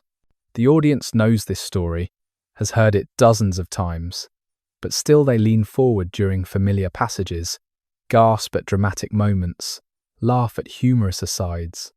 The tale is both entertainment and education, both specific and universal. Children absorb cultural values. Adults find new meanings in familiar verses. The story teaches while it thrills, philosophizes while it entertains. Together, Gilgamesh and Enkidu embark on adventures that establish the pattern for every hero's journey that follows. They travel to the cedar forest to defeat Humbaba, the monstrous guardian. The storyteller's voice drops to a whisper as he describes the approach. At 20 leagues they broke their fast. At 30 leagues they stopped for the night. 50 leagues they walked in one day. In 3 days they saw what it would take. Ordinary men 6 weeks to see. The cedar forest represents the unknown, the dangerous margin where civilization meets wilderness. Humbaba, with his breath like fire and jaws like death, embodies primordial chaos that must be defeated for order to flourish. The battle is both physical and psychological, external adventure and internal transformation. When Gilgamesh hesitates, afraid, it's Enkidu who encourages him. When Enkidu wants to spare Humbaba, it's Gilgamesh who insists on the kill. They complete each other, cover each other's weaknesses, become together what neither could be alone. But success breeds hubris. Returning to Uruk, Gilgamesh rejects the sexual advances of Ishtar, goddess of love and war. His rejection is brutal, listing her former lovers and their fates. The shepherd turned to wolf, the gardener turned to spider, the horse condemned to whip and spur forever. Ishtar, enraged, sends the bull of heaven to destroy Uruk. Gilgamesh and Enkidu kill it, adding insult to injury by throwing the bull's haunch in Ishtar's face. The gods cannot ignore such blasphemy. The storyteller's voice becomes somber as he recounts Enkidu's dream of divine judgment. Because they have killed the bull of heaven, and because they have killed Humbaba who guarded the cedar mountain, one of the two must die. Enkidu falls ill. Lingering for 12 days, while Gilgamesh watches helplessly. The wild man's death scene is prolonged, agonizing, filled with regrets and recriminations. He curses the prostitute who civilized him, then blesses her. He describes the underworld he's seen in visions, a house of dust where princes serve as waiters and kings eat dirt like dogs. The tavern has grown quiet. Even the drunkest patron stops talking during Enkidu's death. The storyteller lets silence hang, allowing the weight of mortality to settle on his audience. When he continues, his voice carries the broken rhythm of grief. Gilgamesh began to rage like a lion, like a lioness robbed of her whelps. This companion, this friend, has turned to clay. Gilgamesh's grief transforms him from hero to human. He refuses to bury Enkidu for 7 days, until maggots appear. He tears his hair, rips his fine clothes, exchanges them for animal skins. He flees Uruk, wandering the wilderness, searching for escape from the mortality Enkidu's death has made undeniable. I am afraid of death, so I roam the wilderness. The fate of my friend lies heavy on me. How can I be silent? How can I rest? He whom I loved has turned to clay. Must I too lie down, never to rise again? His quest leads him to Utnapishtim, the immortal flood survivor, whose story within the story provides the epic's deepest layer.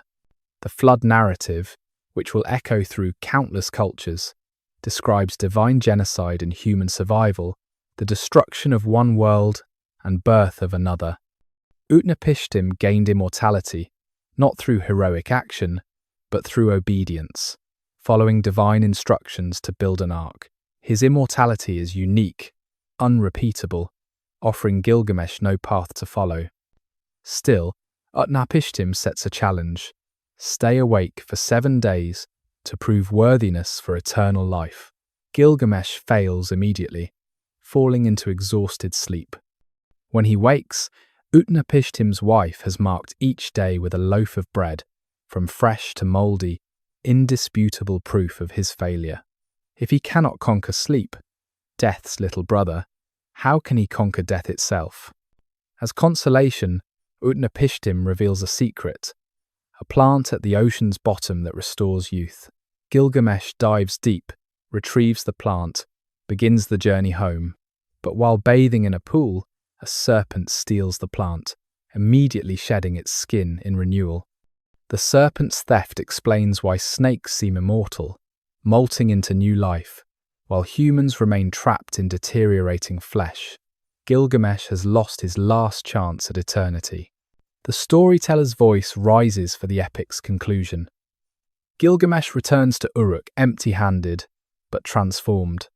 He stands before the city walls and speaks to Urshanabi, the ferryman who accompanied him. Observe the walls of Uruk. See how the brickwork gleams like copper. Study the foundation. Examine the bricks. Are they not fired bricks? Did not the 7 sages themselves lay out its plan? The audience stirs, recognizing the circular structure. These are the epic's opening lines, but now they carry different meaning. Gilgamesh finds immortality not in eternal life, but in lasting accomplishment. The walls of Uruk, which still stand as the storyteller speaks, will outlast any human lifetime. The epic itself, transmitted from storyteller to storyteller, tablet to tablet, grants its hero the only immortality humans can achieve: remembrance. The story ends, but the storyteller isn't finished.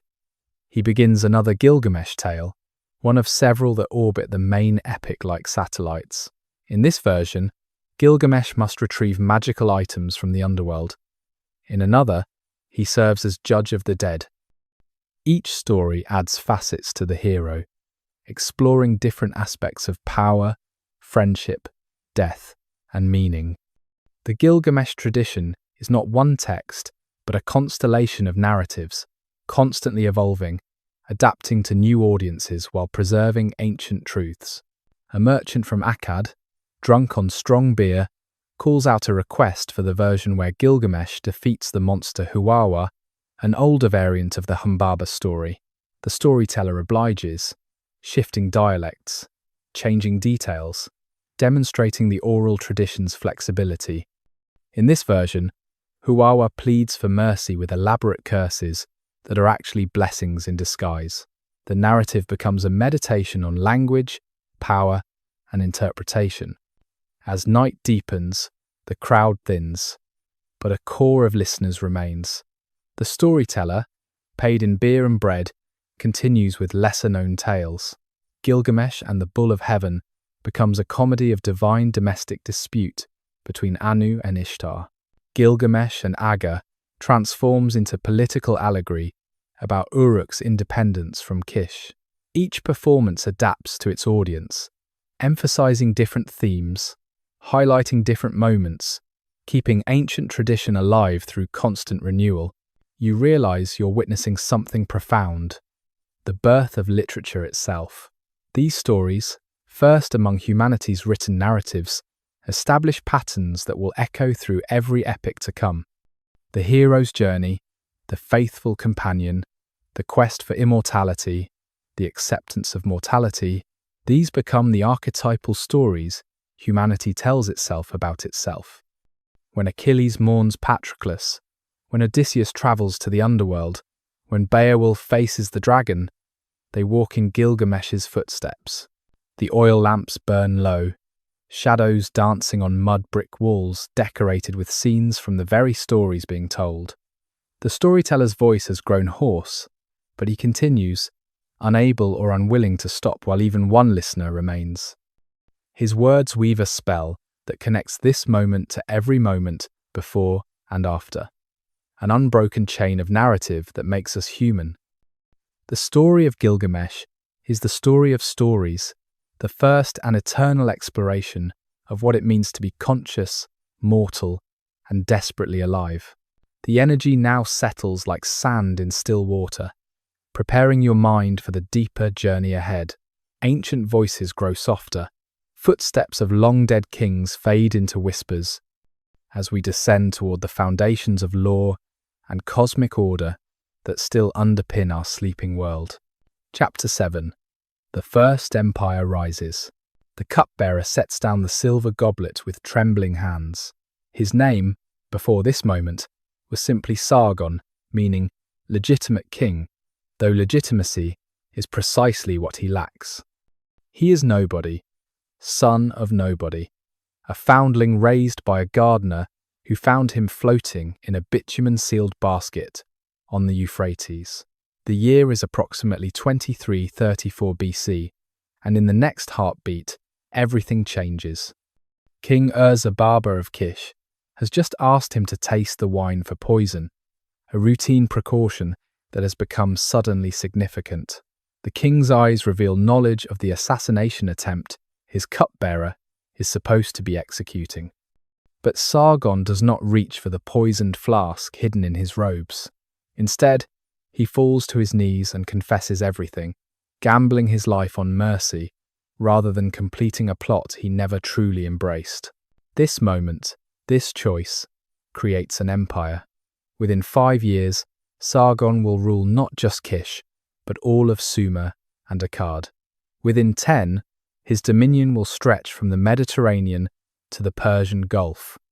He will become Sargon of Akkad, Sargon the Great, founder of humanity's first multi-ethnic empire, the man who proves that political unity can transcend cultural boundaries. But tonight, he is just a frightened servant choosing loyalty over conspiracy, changing history through an individual decision that reshapes the entire ancient world. The story of Sargon's rise reads like mythology, and perhaps it is. The historical records, written centuries after his death, blend fact with legend until they become inseparable. His autobiography, carved on statues and copied by scribes for 2,000 years, claims divine favor from birth. My mother was a high priestess. My father I knew not. My mother conceived me in secret, bore me in concealment. She set me in a basket of rushes, made fast my door with bitumen. She cast me into the river, which did not overflow me. The river bore me up and carried me to Aki, the drawer of water. You walk through the streets of Akkad at its height, around 2200 BC, during the reign of Sargon's grandson, Naram-Sin. The city that Sargon built has become the wonder of the world, though frustratingly, its location remains unknown to modern archaeology. Every other major Mesopotamian city has been found and excavated, but Akkad exists now only in texts and memories, a phantom capital of a very real empire. The streets are wider than any in older Sumerian cities, planned rather than grown, radiating from the central palace complex like spokes from a wheel. You hear a dozen languages: Sumerian from southern merchants, Akkadian in various dialects, Elamite from eastern traders, Hurrian from northern travelers, and tongues you cannot identify from lands beyond imagination. This linguistic diversity is not incidental but fundamental. Sargon's genius lay not in suppressing difference, but in harnessing it, creating unity through multiplicity rather than uniformity. The palace complex ahead rises like an artificial mountain, its walls decorated with copper panels that blaze in the afternoon sunday. These panels, cast in sections and riveted together, depict Sargon's victories in sequential narrative, the world's first historical comic strip. Here he crosses the Taurus Mountains. There he washes his weapons in the Mediterranean. Everywhere he stands larger than other figures, the artistic convention that equates size with importance. But look closer, and you see something revolutionary. Akkadian and Sumerian soldiers fight side by side, distinguished by dress and weapons, but united in purpose. Sargon's administrative innovations make this unity possible. Unlike Sumerian kings who ruled single cities with surrounding territories, Sargon governs through appointed officials, creating humanity's first bureaucratic state. The governor of is Akkadian, but keeps Sumerian scribes. The administrator of Mari is local nobility who has sworn loyalty to Akkad. Each region maintains its own traditions, while acknowledging central authority. It's a delicate balance, maintained through careful management and occasional ruthless suppression of rebellion. You enter the marketplace where the empire's diversity becomes tangible commerce. Cedar from Lebanon stands in neat stacks beside copper ingots from Oman. Lapis lazuli from Afghanistan fills merchants' displays next to textiles from the Indus Valley. The empire's reach exceeds its direct control, creating trade networks that span continents. Akkadian becomes the international language of diplomacy and commerce, the English of its day, written in cuneiform, but adapting to different linguistic structures. A storyteller in the market square recounts Sargon's victories, his voice rising and falling with practiced rhythm. Sargon, king of Akkad, overseer of Ishtar, king of Kish, anointed of Anu, king of the land, governor of Enlil, he defeated Uruk and tore down its walls. In the battle with the inhabitants of Uruk, he won. Lugal-Zagessi, king of Uruk, he captured in battle and brought him in a collar to the gate of Enlil. The defeat of Lugal-Zagessi marks the crucial turning point. Lugal-Zagessi had briefly united Sumerian cities through conquest, claiming kingship from the Mediterranean to the Persian Gulf. But his unity was fragile, based on force without ideological foundation. Sargon defeats him not just militarily but conceptually, offering a vision of empire that transcends ethnic boundaries. Where Lugal-Zagessi proclaimed himself king of Sumer, Sargon becomes king of Sumer and Akkad, acknowledging duality within unity. The blending of Sumerian and Akkadian cultures creates unprecedented synthesis. In temples, Sumerian gods receive Akkadian names, and vice versa. Ishtar and Inanna merge. Ea and Enki become interchangeable. Religious syncretism smooths political integration. Prayers are offered in both languages, sometimes switching mid-sentence.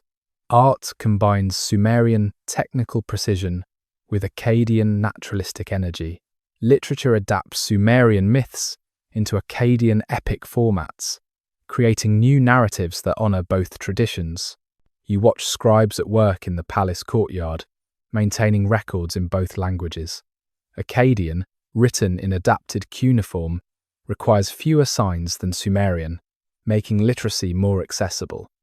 But Sumerian remains the language of religion and high culture, like Latin in medieval Europe. Educated Akkadians learn Sumerian as a classical language. Sumerian priests learn Akkadian for practical administration. Bilingualism becomes a marker of elite status, creating a shared culture among the empire's leadership, regardless of ethnic origin. The sun begins its descent toward the horizon, painting the city in shades of gold and amber. You climb the great ziggurat that Sargon built, each level representing a stage of cosmic ascent. Unlike purely Sumerian ziggurats dedicated to single deities, this structure honors the entire pantheon, Sumerian and Akkadian gods sharing sacred space. Its architectural theology, expressing in mud, brick, and bitumen the empire's inclusive ideology. From the ziggurat's highest accessible level, you survey Akkad at its peak. The city extends beyond sight, perhaps 200,000 inhabitants, making it possibly the largest urban concentration in human history to this point.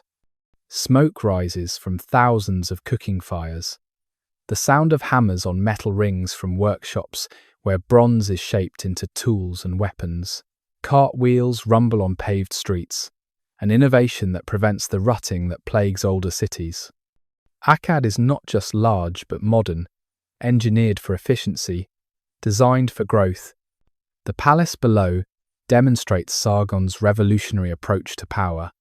Unlike Sumerian rulers who derived authority from single city gods, Sargon claims universal kingship. His titles accumulate like compound interest. King of battles, he who rules the four quarters, King of kings. This isn't mere boasting but ideological innovation. By claiming to rule the known world, Sargon makes resistance seem futile, rebellion against natural order. The concept of universal empire, impossible before his reign, becomes the aspiration of every subsequent conqueror. Military innovation enables imperial ambition. Sargon maintains humanity's first professional standing army. 5,400 soldiers, according to one inscription, who eat daily before him. These are not seasonal conscripts but career soldiers, trained in formation fighting, equipped with standardized weapons, loyal to the king rather than local authorities. The army's ethnic diversity is strategic. Akkadian infantry fight alongside Sumerian spearmen, Amorite archers, Gutian mountain troops. Each group brings specialized skills, but mixed units prevent ethnic solidarity from becoming rebellion. You descend as sunset approaches, walking through residential districts where empire becomes daily reality. An Akkadian merchant's house stands beside a Sumerian priest dwelling. Their children play together in the street, speaking a pidgin mixture of both languages that might become tomorrow's native tongue. A tavern serves Sumerian beer and Akkadian date wine to customers who argue politics in multiple languages. This is cosmopolitanism, born not from ideology, but from proximity, the forced intimacy of empire creating unexpected connections. The evening call to prayer echoes from temples throughout the city, a cacophony of different rituals beginning simultaneously. Sumerian chants in ancient meter overlap with Akkadian hymns in newer styles. Incense from various ceremonies mingles in the air, frankincense for Ishtar, myrrh for Shamash, native herbs for local deities whose names predate both empires. The religious diversity that might cause conflict instead creates richness, multiple paths to divinity, coexisting within imperial unity. In the palace, you glimpse Sargon himself, now elderly but still commanding. He receives ambassadors from Dilmun, the island trading center in the Persian Gulf. The negotiation involves typical imperial business: tribute levels, trade rights, military obligations. But Sargon's approach is subtle. He doesn't demand submission but partnership, offering protection in exchange for loyalty, trade access for political support. The empire expands as much through diplomacy as conquest, creating networks of mutual benefit that outlast military occupation. The royal inscriptions carved on palace walls tell selective history. Rebellions are mentioned only in their suppression. The destruction of cities is celebrated as bringing order. But between the lines, you can read the constant struggle to maintain unity. Sargon claims to have defeated revolts 34 times, suggesting an empire in constant tension. Each victory inscription implies a previous defeat. Each celebration of unity acknowledges underlying division. Sargon's succession plan reveals both genius and limitation. His daughter Enheduanna becomes high priestess of the first author in history whose name we know. Her hymns, written in Sumerian despite her Akkadian heritage, create cultural bridges through religious poetry. His sons govern major cities, extending family control through nepotism, disguised as merit. But succession by blood rather than ability plants seeds of future dissolution. The empire that transcends ethnicity remains trapped by dynasty. As night falls over Akkad, oil lamps illuminate windows like earthbound stars. The city that shouldn't exist, that represents an impossible unity of ancient enemies, continues its unlikely existence. In taverns and temples, markets and military barracks, the experiment of empire continues. Tomorrow will bring new challenges, new rebellions, new negotiations. But tonight, under stars that shine equally on Sumerian and Akkadian, the first multi-ethnic empire in human history proves that unity doesn't require uniformity, that difference can be strength, that humanity's political imagination exceeds its traditional boundaries. Chapter 8. Between Heaven and Earth. The high priestess's breath catches as she enters the sacred chamber atop Ur's great ziggurat. She is Ennegalanna, daughter of Ur's king, and tonight she will become Inanna herself, goddess of love and fertility. Across the room, the king waits, prepared to embody Dumuzi, the divine shepherd. This sacred marriage, performed annually at the spring equinox, ensures cosmic order for another year. The ritual is simultaneously real and symbolic, physical and spiritual, a human act with divine consequences. The year is 2100 BC, and this ceremony, already ancient, represents humanity's attempt to bridge the unbridgeable gap between earth and heaven. The ziggurat beneath their feet is more than architecture, it's cosmology made manifest. 7 levels rise from earth towards sky, each painted a different color representing planetary spheres. The bottom level, painted black with bitumen, represents the underworld. The second, painted red with ochre, symbolizes the earth. Azure blue follows, then orange, silver, gold, and at the peak, the white temple where heaven touches earth. Climbing the ziggurat is literally ascending through cosmic layers, leaving mundane reality for divine proximity. You stand among witnesses in the courtyard below, where thousands gather for this most sacred night. The entire city has been purified through 3 days of ritual preparation. Streets were swept clean, walls whitewashed, doorways marked with protective symbols.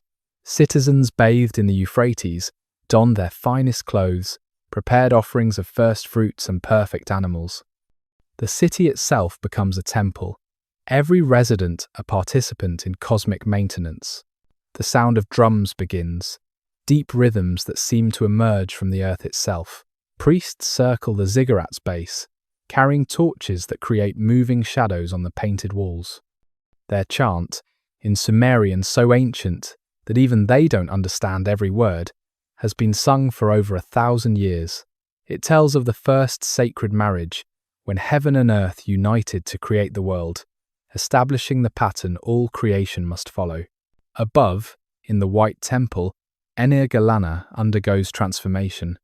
Attendants bathe her in water, mixed with flower petals, anoint her with oils pressed from sacred plants, dress her in the goddess's garments. The costume is extraordinary. A robe woven with gold thread that catches lamplight like captured sunshine, a headdress of lapis lazuli and carnelian, representing stars and planets, jewelry so heavy she can barely move, each piece inscribed with divine names and attributes. She is no longer human but vessel, her individuality dissolved into archetypal femininity. The king undergoes parallel preparation in another chamber. His transformation is equally elaborate but symbolically different.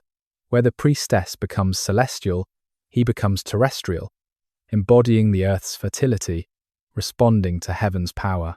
His costume includes elements of shepherd and farmer, hunter and warrior, all the masculine roles that sustain civilization.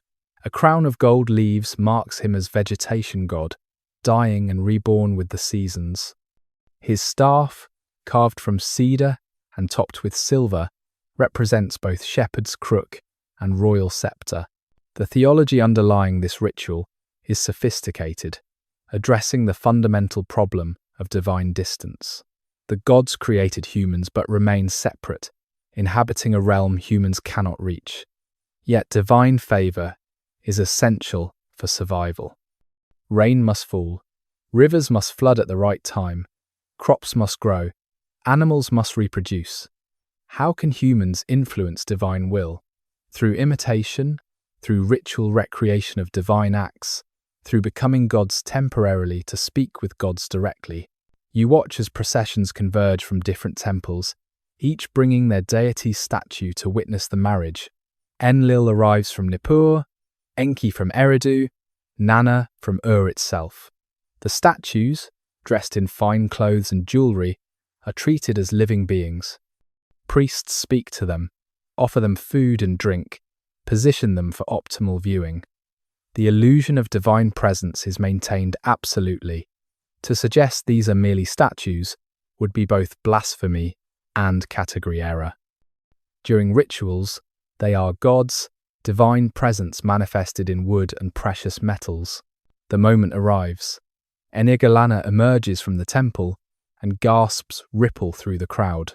She moves differently, carries herself with otherworldly grace. Her face, painted with white lead and outlined with coal, seems to glow in torchlight. She is simultaneously more and less than human, terrible and beautiful, the goddess incarnate. The king emerges from another door, and they meet at the temple's center, under stars that witnesses swear shine brighter tonight. The marriage ceremony itself remains secret, witnessed only by highest priests and priestesses, but its effects are public, celebrated throughout the night, with feast and song. In every household, smaller versions of the sacred marriage are enacted. Husbands and wives renew their bonds, fertility is invoked, the cosmic order radiates from divine center through human periphery. Children conceived tonight are considered specially blessed, likely to become priests or priestesses themselves. The ziggurat as architectural form embodies Mesopotamian cosmology. Unlike Egyptian pyramids, which are solid tombs, ziggurats are functional structures, platforms lifting temples toward heaven, while remaining rooted in earth. They are mountains built on plains, recreating the primordial hill that first emerged from chaotic waters. Each city's ziggurat slightly differs, but all follow the same cosmic blueprint, variations on an eternal theme. The construction of these massive structures required extraordinary organization. Ur's ziggurat, which you can see dominating the skyline, required an estimated 720,000 man-days of labor. Millions of bricks, each one made by hand, dried in the sun, many stamped with King Namu's name. The core is solid mud brick, but the exterior is faced with fired brick set in bitumen mortar, waterproofing that has preserved it for over 4,000 years into the modern era. Leonard Woolley, excavating in the 1920s AD, will uncover this same ziggurat, finding evidence of the very ceremony being performed tonight. Inscriptions naming Enigalana, foundation deposits containing sacrificed animals, the altar where sacred marriage was consummated. The archaeological record confirms what texts describe: a civilization that built mountains to reach heaven, that turned architecture into theology, that refused to accept the separation between human and divine. Inside the ziggurat, chambers honeycomb the structure, each serving specific ritual functions. Storage rooms hold centuries of offerings, gold and silver accumulated beyond calculation. Libraries preserve tablets containing ritual instructions, hymns, astronomical observations. Workshops, where priests craft sacred objects, maintaining traditions of metalwork and stone carving passed down through generations. The ziggurat is not just temple but institution, economic center, university, and observatory combined. The priesthood that maintains these structures represents humanity's first professional intellectual class. These are not just religious functionaries, but scholars, scientists, administrators. They track celestial movements, predicting eclipses, calculating lunar months, establishing the calendar that organizes all activity. They maintain libraries, copying and preserving texts, creating the continuous written tradition that defines civilization. They manage vast estates, collecting rents, distributing rations, funding public works. Religion and governance are inseparable. Theocracy, not as limitation, but as organizing principle. You climb the ziggurat's external stairway, following pilgrims making midnight ascent. Each level represents not just cosmic layer, but initiation stage. Common people can climb only to the first platform. Merchants and craftsmen reach the second. Military officers and civil administrators the third. Higher levels are restricted to religious specialists, and the summit temple is entered only by high priests and royalty. Social hierarchy mirrors cosmic structure, each person in their proper place within universal order. From the third platform, you observe the city spread below, organized in concentric circles around the ziggurat. Nearest are temples to other gods, subordinate but essential, then administrative buildings, palace complexes, elite residences. Further out, workshops and markets, middle-class neighborhoods, military barracks.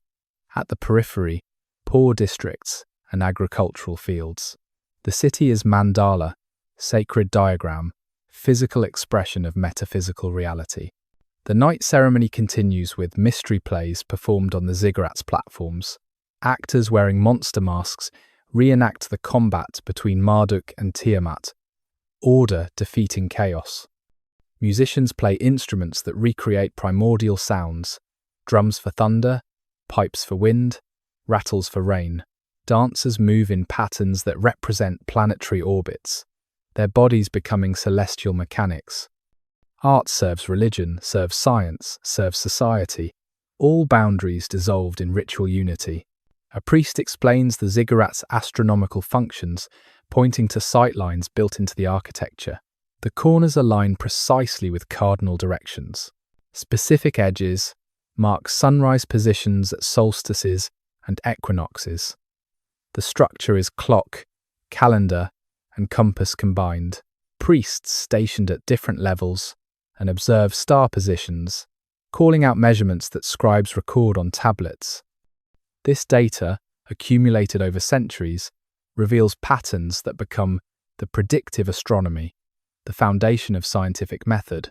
The economic function of temples cannot be separated from their religious role. The ziggurat storerooms contain not just offerings, but working capital. Temples loan seed grain to farmers, charging interest that funds operations. They employ thousands, priests and priestesses, scribes and accountants, craftsmen and laborers, musicians and dancers, even brewers and bakers preparing ritual meals. The temple economy might represent 30% of the city's total economic activity, making the ziggurat literally and figuratively central to survival. As dawn approaches, the sacred marriage concludes. Galana appears on the temple roof, no longer goddess but priestess again, exhausted by divine possession. She speaks the ritual words that confirm success. The god has accepted the goddess. The land will be fertile. The people will prosper. The crowd erupts in celebration. Musicians play. Dancers whirl. Wine and beer flow freely. The cosmic order has been renewed for another year. The gap between heaven and earth temporarily bridged. The rising sun strikes the ziggurat's eastern face, turning white temple walls to gold. Shadows retreat down the levels, like darkness returning to underworld. Birds that roosted on the structure through the night take flight, their cries mixing with human celebration. The ziggurat stands as it has for centuries, as it will for millennia, monument to humanity's refusal to remain merely human, our eternal attempt to build bridges to divinity. Between heaven and earth, the sacred mountain rises, proclaiming in brick and bitumen that we are more than dust, that we can touch the infinite, that the gap between mortal and divine is not unbridgeable but simply requires the right architecture. Chapter 9. The Laws Before Law. The merchant ship rocks gently in the warm waters of the Persian Gulf, its cargo of textiles and worked metal bound for Dilmun, the island trading centre that connects Mesopotamia with distant India. You are Aya Nasir, a copper merchant from and the year is 2100 BC. In your cabin lies a clay tablet that will survive 4,000 years, the world's first customer complaint letter, accusing you of delivering inferior copper and treating messengers rudely. But that fame lies in your future. Today, you're concerned with navigation through legal waters more complex than any ocean, the revolutionary law code of Namu that has transformed commerce throughout the empire. Before departing, you visited the Temple of Shamash, where the law code stands on stone stelae for all to read or have read to them.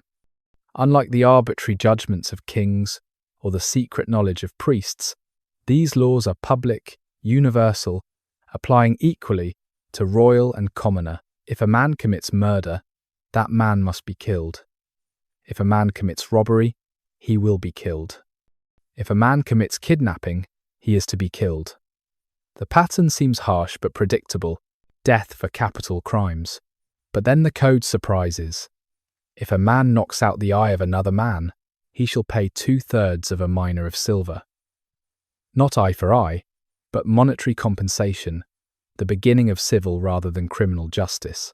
This transformation from physical retribution to economic compensation represents a profound shift in how societies conceptualize justice.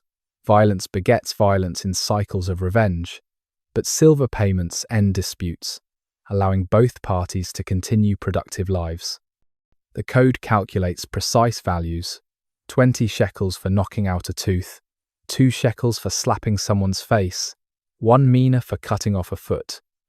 The body becomes commodity, injury becomes transaction, justice becomes accounting.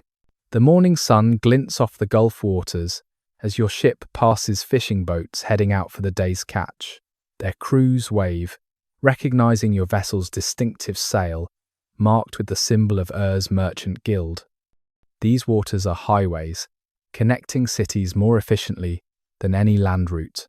A journey that takes weeks by donkey caravan, takes days by ship, weather permitting. Your cargo includes something more valuable than copper or textiles: sealed tablets containing contracts written according to Namu's standardized forms. Before the code, every city had different commercial practices, different weights and measures, different penalties for breach. Now, a contract written in is enforceable in Lagash, Eridu, or any city acknowledging the code's authority. Standardization enables commerce across cultural boundaries, creates predictability that encourages investment and trade. One tablet records your partnership with 3 other merchants, pooling resources for this expedition. The agreement specifies profit shares, loss distributions, dispute resolution mechanisms. If the ship sinks, losses are distributed proportionally. If pirates attack, no partner bears sole responsibility. If markets are glutted and prices low, Decisions require majority vote. Risk is managed through legal innovation, creating frameworks for cooperation among strangers. Another tablet contains a letter of credit from the Temple of Nana, essentially a check drawn on temple reserves. Rather than carrying silver that might be stolen, you carry sealed clay that can be redeemed at temples throughout the trade network. These institutions maintain mutual accounts, clearing balances through periodic reconciliation. It's banking before banks, international finance before nations, sophisticated economic infrastructure hidden in sun-dried clay. The ship's captain, a weathered Akkadian named Imga Sin, discusses the code's impact on maritime law. Before Namu, ship owners bore all risk. If storms destroyed cargo, merchants still demanded payment. Now the code specifies, if a boat is sunk through divine action, no party bears fault. Natural disaster is distributed risk, but if a boat sinks through captain's negligence, the captain must compensate full value. Responsibility follows control, incentivizing careful navigation while acknowledging uncontrollable forces. You dock at a small port for water and provisions. The harbour master, checking your documents, points to a stone stele erected at the dock. Even this remote outpost displays Namu's laws, translated into local dialect. The code spreads not through conquest, but convenience, adopted because it works, solving problems that all commercial societies face.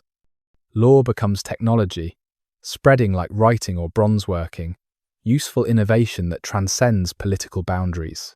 In the market, you witness the code in action. A farmer accuses a merchant of selling diseased sheep. The local judge, probably literate only enough to recognize legal formulas, consults the relevant statute. If a man sells a diseased animal without disclosure, he must return the price and pay additional penalty of equal value. The judgment is swift, predictable, final.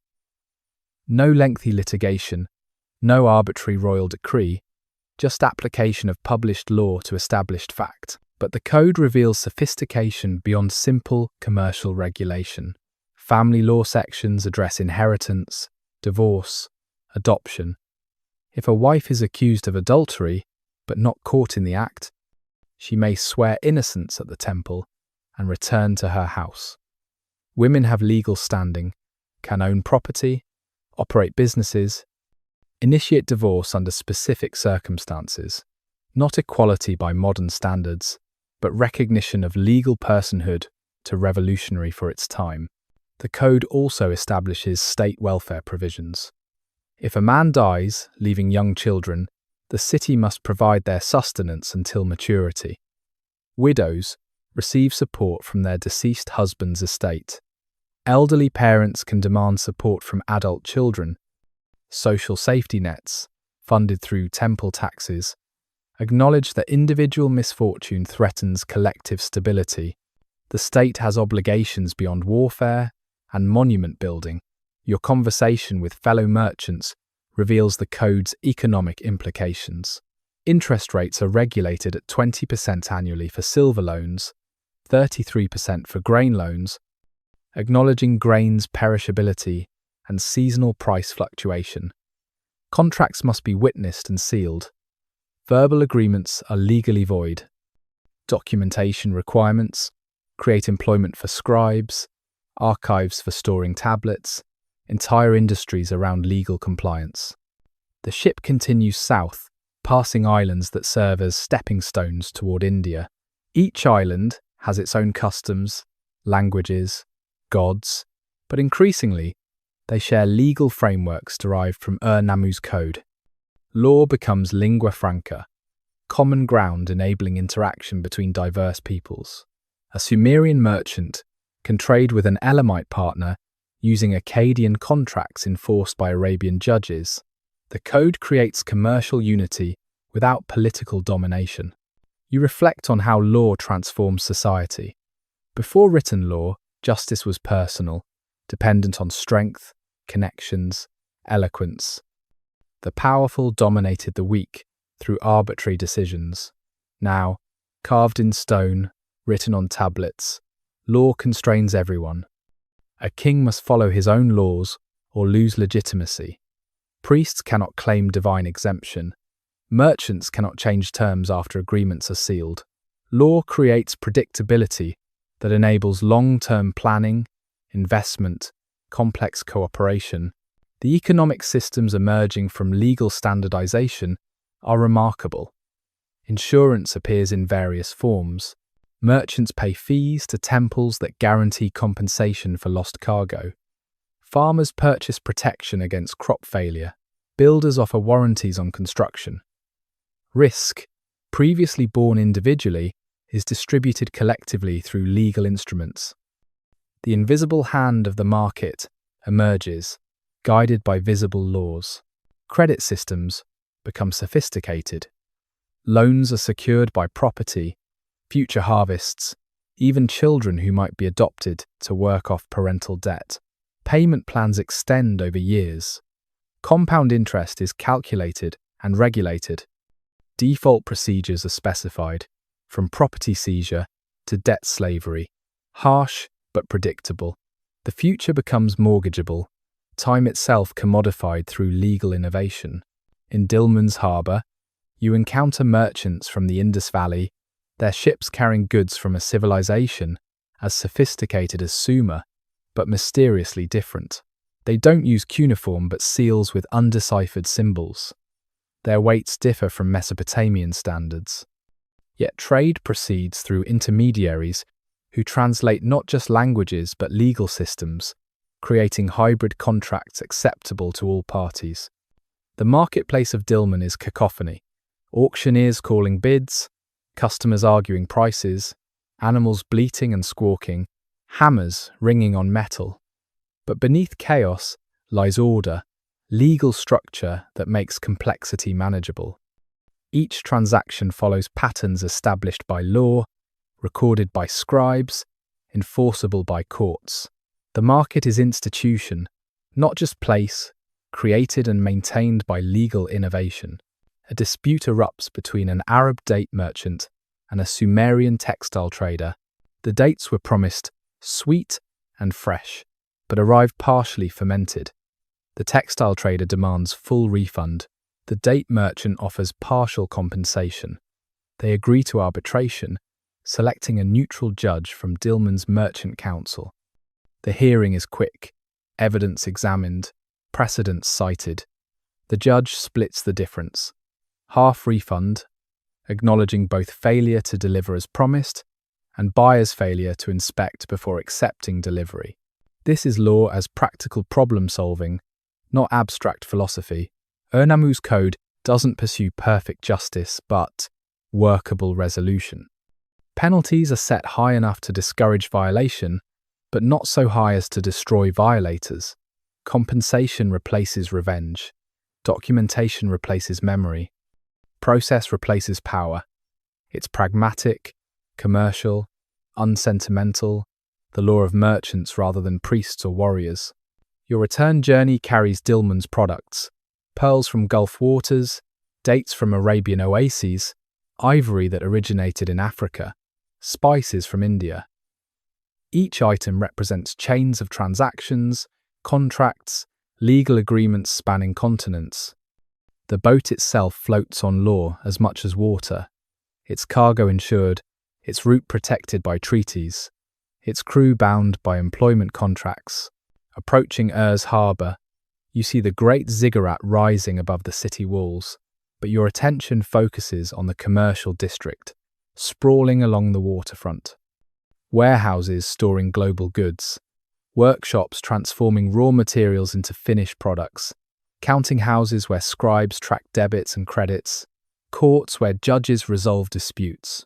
This is Ur-Nammu's true monument. Not the ziggurat reaching toward heaven, but the legal foundation supporting earthbound commerce. Night falls as you dock, and Ur's markets close for the day. But in temples and private homes, scribes continue working by lamplight, copying contracts, calculating interest, recording transactions. The machinery of law never sleeps, processing information, maintaining records, creating the paper trail that makes civilization possible. Tomorrow will bring new disputes, new contracts, new applications of ancient principles to novel situations. The laws before law continue evolving, adapting, spreading, creating frameworks for human cooperation that will outlast the empire that created them. The ancient world settles deeper into memory now, like silt in still water, as empires rise and crumble in the gathering dusk of time. Your breathing slows to match the eternal rhythm of rivers that have watched countless civilizations bloom and fade, carrying you toward the final chambers, where endings become beginnings. Chapter 10. Catastrophe and Renaissance. The Earth itself rebels against human ambition. The year is 2193 BC, and the fields around Akkad are white, not with barley but with salt. The crystalline crust crunches beneath your feet as you walk what was once the empire's most fertile land, now poisoned by decades of over-irrigation. The water table has risen, bringing ancient salts to the surface, rendering soil sterile. Crop yields have fallen by 60% in living memory. The empire that Sargon built is dying from the ground up.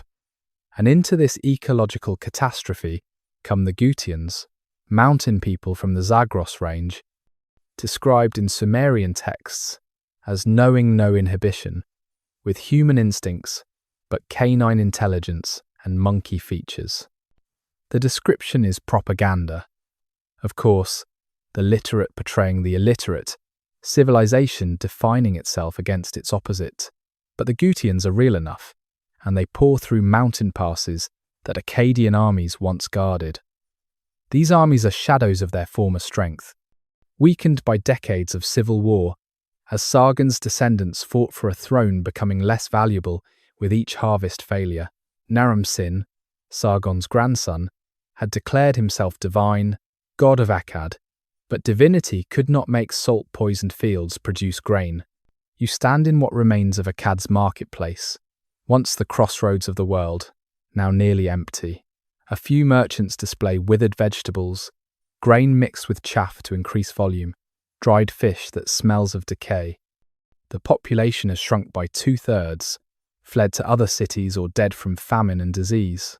Those who remain speak in whispers, afraid that loud voices might attract Gutian raiders who control the countryside, extracting tribute from anyone attempting to farm or trade. The wind carries dust where once it carried the sounds of commerce. Empty buildings stare with dark doorways like dead eyes. A dog, ribs showing through patchy fur, searches for scraps among abandoned market stalls.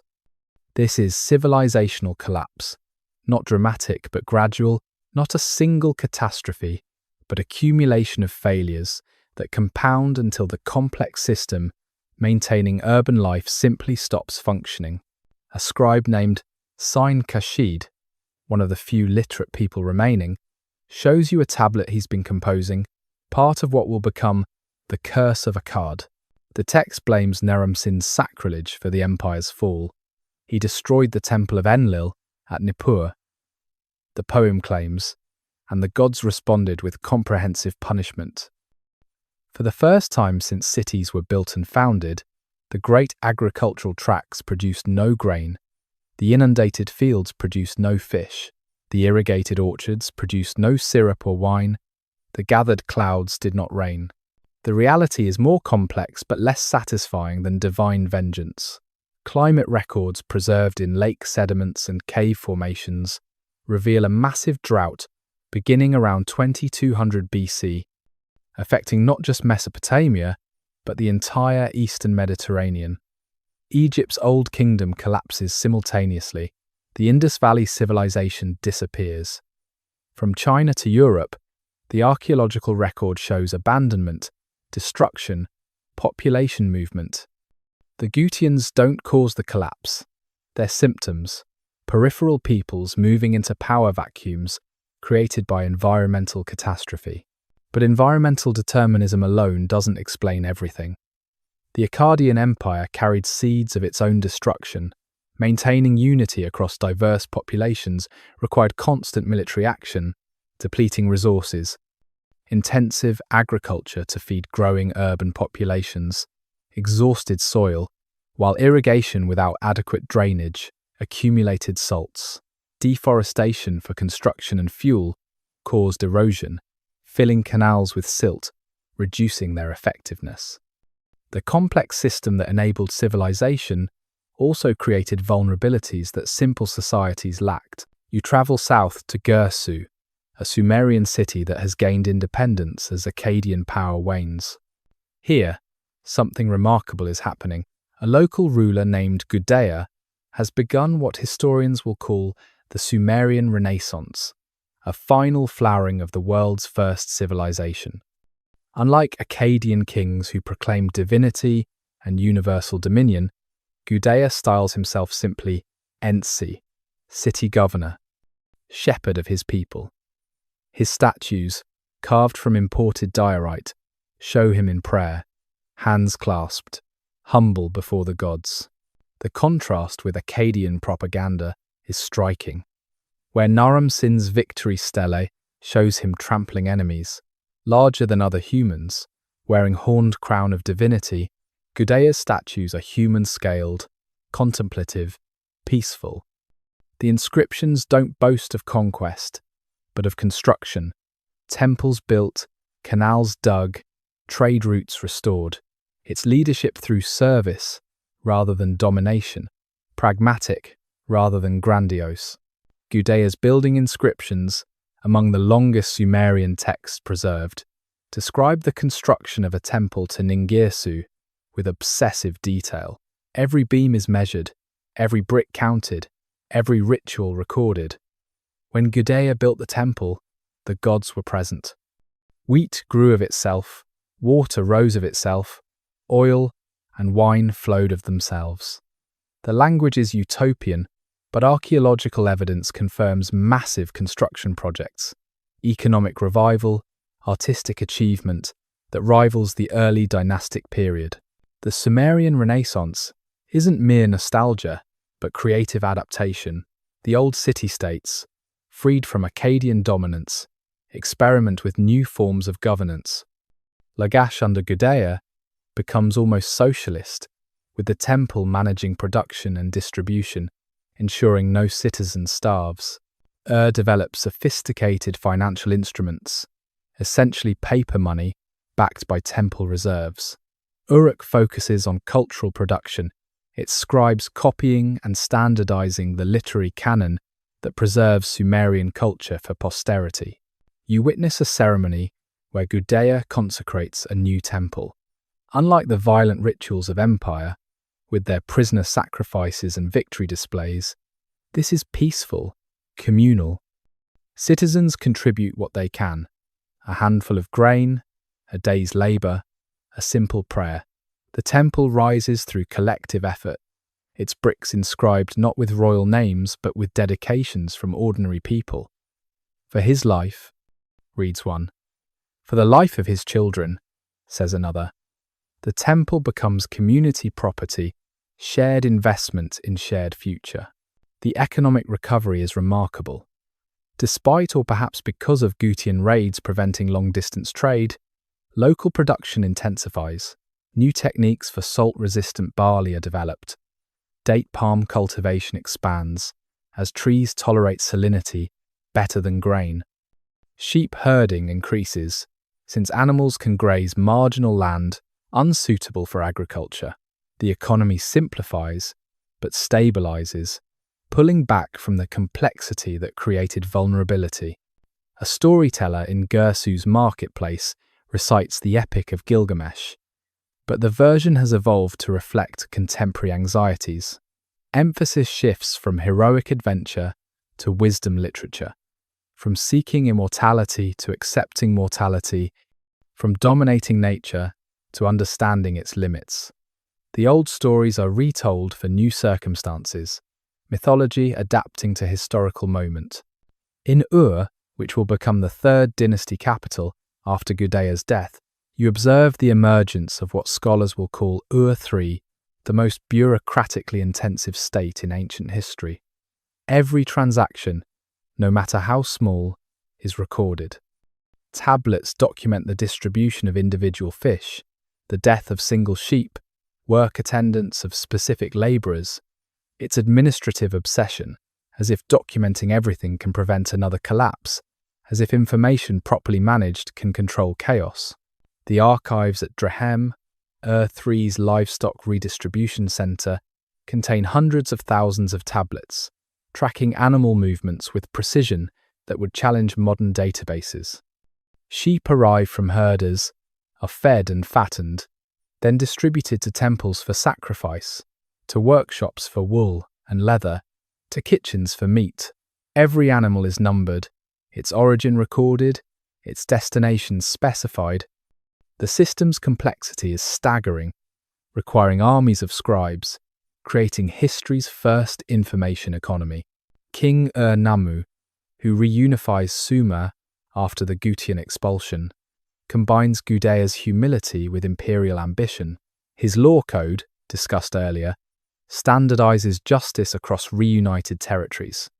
His ziggurat building program employs thousands, stimulating economy while asserting royal power.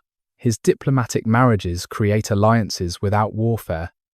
Its empire through soft power, cultural hegemony, rather than military domination. But the Renaissance carries its own contradictions. The bureaucratic intensity that enables recovery also stifles innovation. Scribes become more concerned with proper form than practical function. Tablets record the movement of goods that may never have existed, administrative fiction, maintaining institutional momentum. The system becomes self-referential, documentation for documentation's sake, complexity without corresponding productivity. Environmental problems persist, despite administrative sophistication. Salinization continues advancing, forcing abandonment of southern fields. The population shifts northward, pressuring resources there. Nomadic groups, seeing weakness, increase raids. The very factors that destroyed the Akkadian Empire resurface, immune to bureaucratic management. As you observe Ur-3's brief glory, lasting barely a century, you understand you're witnessing not recovery, but swan song, not renaissance, but final flowering before winter. The Sumerian language, already archaic, is preserved only in religious and literary contexts, while Akkadian dominates daily speech. The old gods receive new names, their stories adapted by incoming Amorite peoples who will soon dominate Mesopotamia. A priest named Lugal-Ashimgal, keeper of temple archives, shows you texts being copied for preservation. The old ways are dying, he admits quietly, ensuring no one overhears such pessimism. We copy these tablets not for use but for memory, so something survives of what we were. His scribes work with desperate intensity, racing against time, creating libraries that will outlast the civilization that created them. The irony is palpable. Sumerian culture's greatest achievement, writing, ensures its immortality, even as the Sumerians themselves disappear as distinct people. Their language becomes classical, studied but not spoken. Their stories are translated into Akkadian, then Babylonian, then Assyrian, each iteration moving further from origins, while preserving essential narratives. Gilgamesh remains. Gilgamesh, whether spoken in Sumerian or English, the story transcending its creators. Chapter 11. The last Sumerian sunset. The smoke rises black against the evening sky, and with it rises the sound of lamentation that will echo through 3,000 years of human memory. Burns. The year is 2004 BC, though precision matters little when a world ends. You stand among refugees fleeing the city, their faces blank with shock, their arms carrying whatever they could salvage. A clay tablet with a marriage contract, a cylinder seal that once marked prosperity, a child too young to understand that home has become memory. Behind you, Elamite soldiers loot what remains, while Amorite tribes wait like vultures for the conquerors to finish, ready to claim whatever scraps survive. The last Sumerian kingdom falls not to a single enemy, but to the accumulated weight of history, and with its fall, the Sumerians ceased to exist as a political entity, though their ghosts will haunt every civilization that follows. The lament that priests compose, even as their temples burn, will become one of literature's most moving documents. O city, a bitter lament is set up as your song. It begins and continues for 436 lines of grief, so raw it transcends translation. In the shrine of abundance of the land, wailing resounds. The wild bull who was abandoned in his stable. My wild bull has been captured. The lord of all the lands has been taken away. The text personifies the city as a woman abandoned by her divine husband, weeping for children who will never return, mourning a glory that exists now only in memory. You've lived through the decline, watched as King Ibisin struggled against forces beyond any mortal's control. The problems are systemic, interlocking, mutually reinforcing.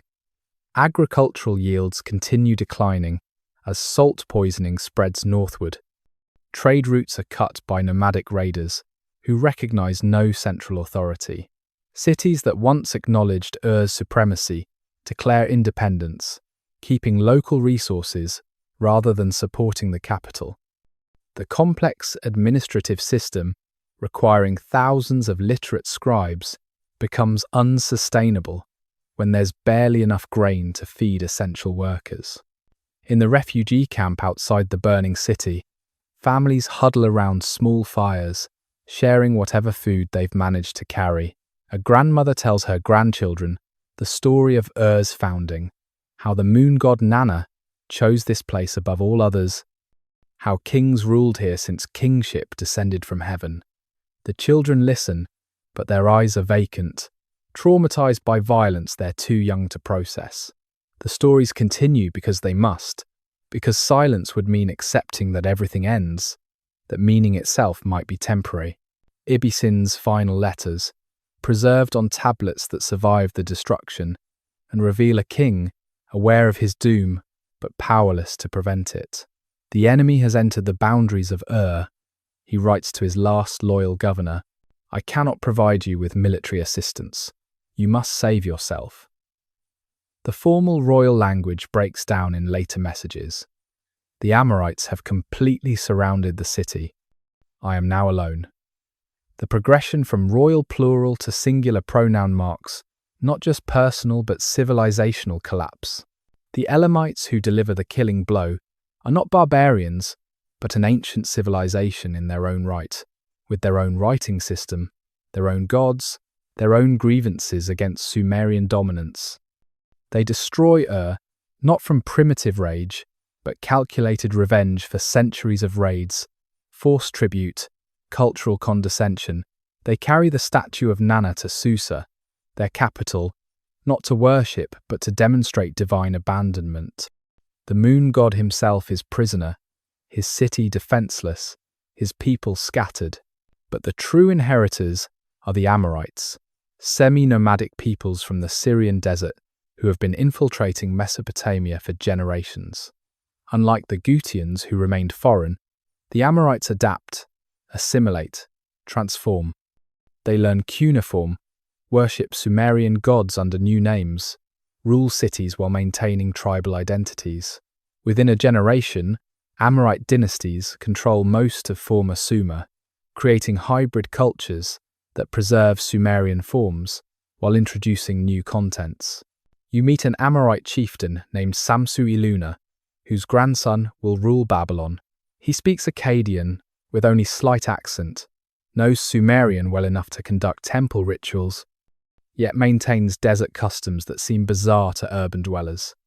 His men live in tents, even when houses are available, preferring mobility to permanence.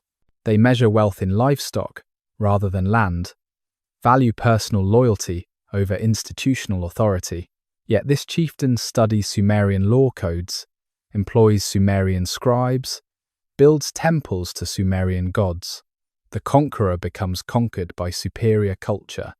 The last Sumerian sunset paints the ziggurat of in shades of blood and gold. The great monument stands intact, too massive for even determined enemies to destroy completely. But the sacred marriage chamber is defiled, its ritual furniture burned for warmth. The treasury is empty, generations of accumulated offerings stolen or scattered. The Holy of Holies, where Nana's statue stood for 1,000 years, gapes vacant like an extracted tooth.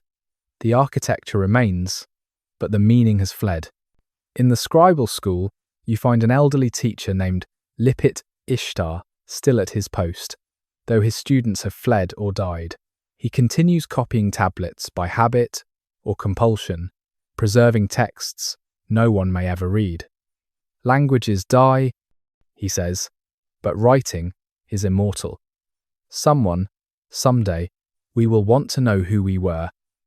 He's creating what archaeologists will call scholarly editions, copying ancient texts with explanatory notes, Akkadian translations of obscure Sumerian terms, pronunciation guides for ritual languages already becoming incomprehensible. The tragedy deepens when you realize how much is being preserved even as everything is lost. Amorite scribes, trained by Sumerians, continue copying Sumerian literature. Babylonian priests, needing to maintain religious legitimacy, preserve Sumerian rituals. The Epic of Gilgamesh is translated into Akkadian, then Old Babylonian, then Standard Babylonian, each version slightly different, but recognizably the same story. Sumerian mathematics is incorporated into Babylonian astronomy.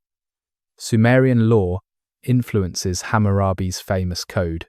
The civilization dies, but its DNA spreads through every successor culture.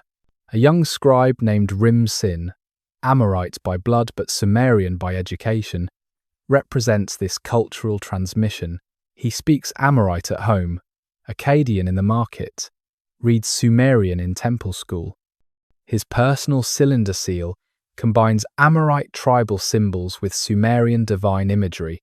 He writes contracts using Sumerian legal formulas for Akkadian-speaking clients. He is multicultural by necessity, cosmopolitan by circumstance, the future that emerges from Sumer's ashes. The economic transformation is equally hybrid. Amorite pastoralism combines with Sumerian agriculture, creating mixed economies more resilient than either pure form. Sheep graze fallow fields, their manure restoring fertility. Nomadic trade routes, uncontrolled by any state, prove more robust than centralized caravan systems. Cities shrink, but don't disappear, becoming nodes in networks rather than centers of territorial control. It's not Dark Age but transformation, not ending but metamorphosis. Night falls on the last day of Sumerian independence. Tomorrow, survivors will begin adapting to new masters, new languages, new gods with old names. But tonight is for mourning, for the bitter lament that priests compose even as their world burns. The poetry they create from catastrophe will outlive empires, their words of grief becoming humanity's shared vocabulary for loss. You listen as a priestess of Inanna performs the lamentation, her voice breaking with genuine emotion, though she recites formulaic phrases. My city, which no longer exists, for you I weep. My temple, which has been destroyed, for you I mourn. My people who have been dispersed, for you my heart breaks. The personal and political merge, individual grief, inseparable from collective catastrophe. She weeps for a husband killed defending the walls, for children disappeared in chaos, for a way of life that seemed eternal until it ended. The refugee camps become cities themselves, temporary becoming permanent as return proves impossible. New communities form from fragments of old ones. A potter from Ur sets up shop beside a weaver from Lagash. Their children grow up together, marry, create families that are neither purely Sumerian nor purely Amorite, but something new. Language mixing produces pidgins that evolve into creoles. Religious syncretism creates hybrid deities. Cultural boundaries blur, merge, disappear. An astronomer named Kidin Sin continues observations despite lacking temple support. He tracks Venus from a hilltop outside the ruined city, recording positions on tablets he makes himself from river clay. His observations will be incorporated into Babylonian astronomical tables, contributing to predictions accurate enough to navigate by. Science continues even when scientists' civilizations end, knowledge accumulating regardless of political frameworks. The last king of Ur, Ibisin, is carried captive to Elam, where he disappears from history. No record survives of his fate. Did he die immediately or linger in foreign captivity? Did he adapt to new circumstances or remain forever exiled in memory? His disappearance is almost literary in its appropriateness. The last Sumerian king vanishing like his civilization, present only in absence, defined by what is lost rather than what remains.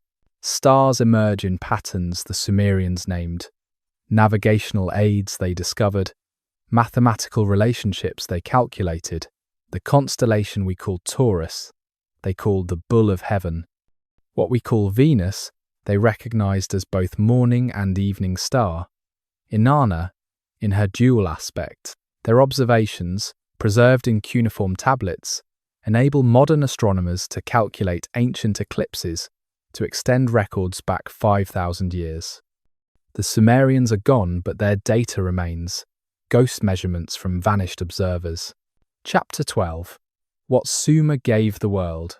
You sit in the British Museum in London, the year 2024 AD, staring at a tablet 4,000 years old. It's a student's practice text from ancient Nippur, cuneiform exercises copied countless times. The teacher said, "Write," the student wrote. The teacher said, "Recite," the student recited. These simple lines, among the earliest evidence of formal education, established the pattern every student since has followed. The Sumerians didn't just invent school, they invented the idea that knowledge could be systematically transmitted, that intelligence could be cultivated, that civilization required educated citizens. The tablet you're viewing, covered with a child's clumsy wedge marks, represents the beginning of every university, every library, every systematic attempt to preserve and transmit human knowledge.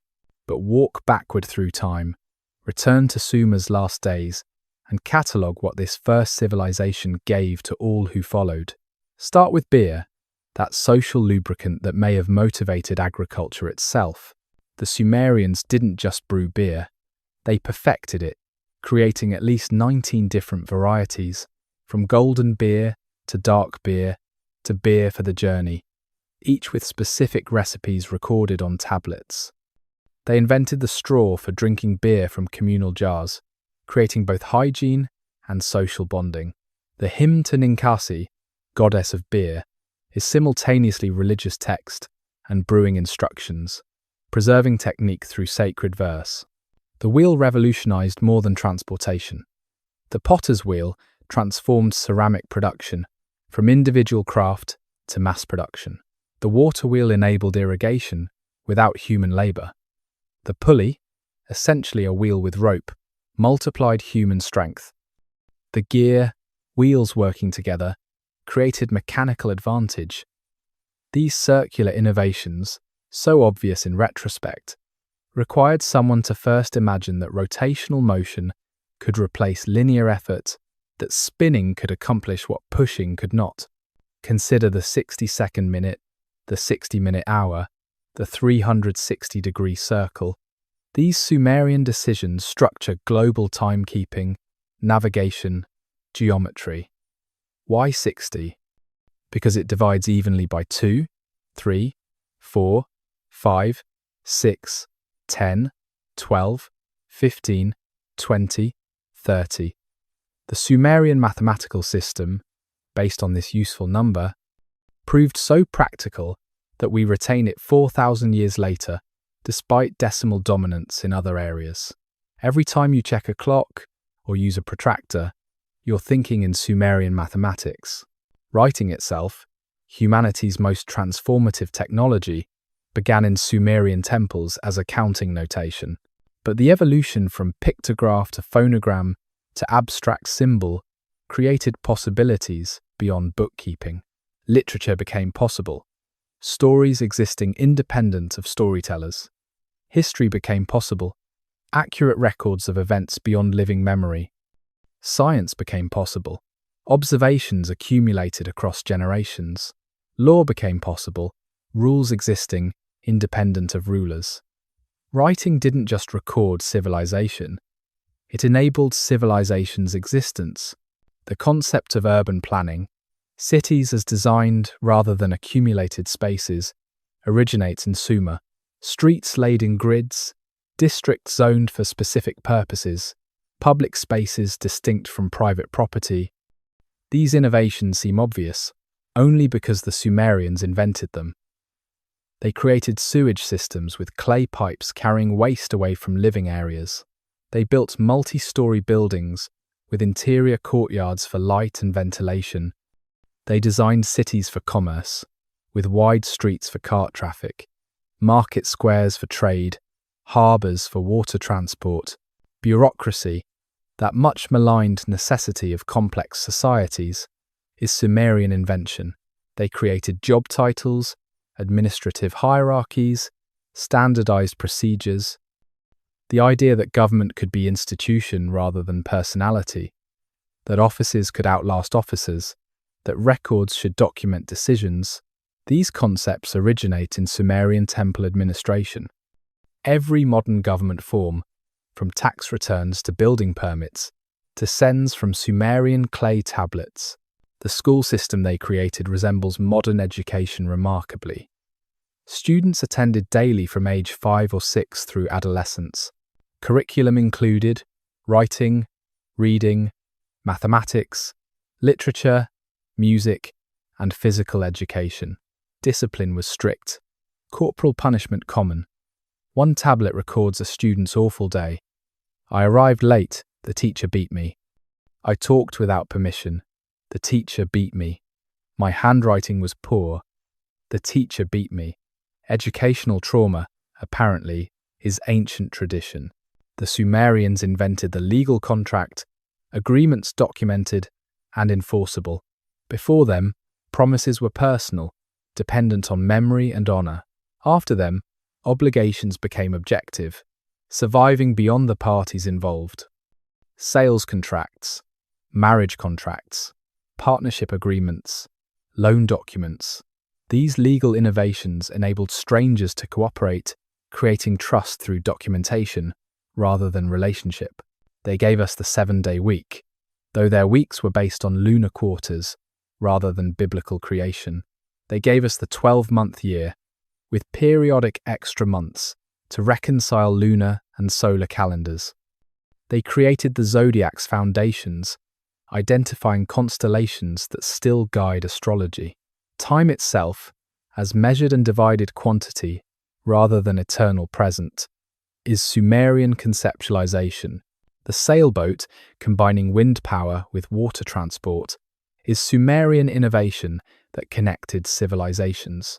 Before sails, boats were limited to downstream current or human-powered upstream travel. After sails, rivers became two-way highways. Seas became crossable, the maritime trade that created Mediterranean civilization, that connected continents, that enabled globalization. The maritime began with Sumerian sailors raising square sails on the Persian Gulf. Professional specialization.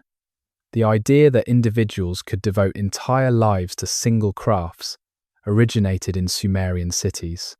Before urban concentration, everyone was generalist, farmer, builder, craftsman as needed. After cities, specialists emerged, professional soldiers, full-time priests, dedicated scribes, specialized merchants. This division of labor, impossible without agricultural surplus, created expertise that advanced every field of knowledge. They invented the map, representing three-dimensional space in 2 dimensions. The oldest known map, from 2300 BC, shows irrigation canals around Nippur. It's not artistic representation, but functional document. enabling planning and navigation. The conceptual leap from experiencing space to representing space, from being in landscape to depicting landscape, fundamentally changed how humans understand geography. Credit and interest, those financial instruments that enable capitalism, are Sumerian inventions. They created promissory notes, essentially paper money backed by future payment. They calculated compound interest, understanding time value of money. They invented bankruptcy procedures, allowing failed debtors fresh starts. Modern finance, for better or worse, operates on Sumerian principles. The Sumerians gave us the idea of history itself, that the past could be studied, that events had causes and consequences worth recording. Before them, the past was mythology, stories of gods and heroes. After them, the past became investigable, something to be researched and understood. The king lists, despite their mythological numbers, represent the first historical chronologies, attempts to organize time sequentially.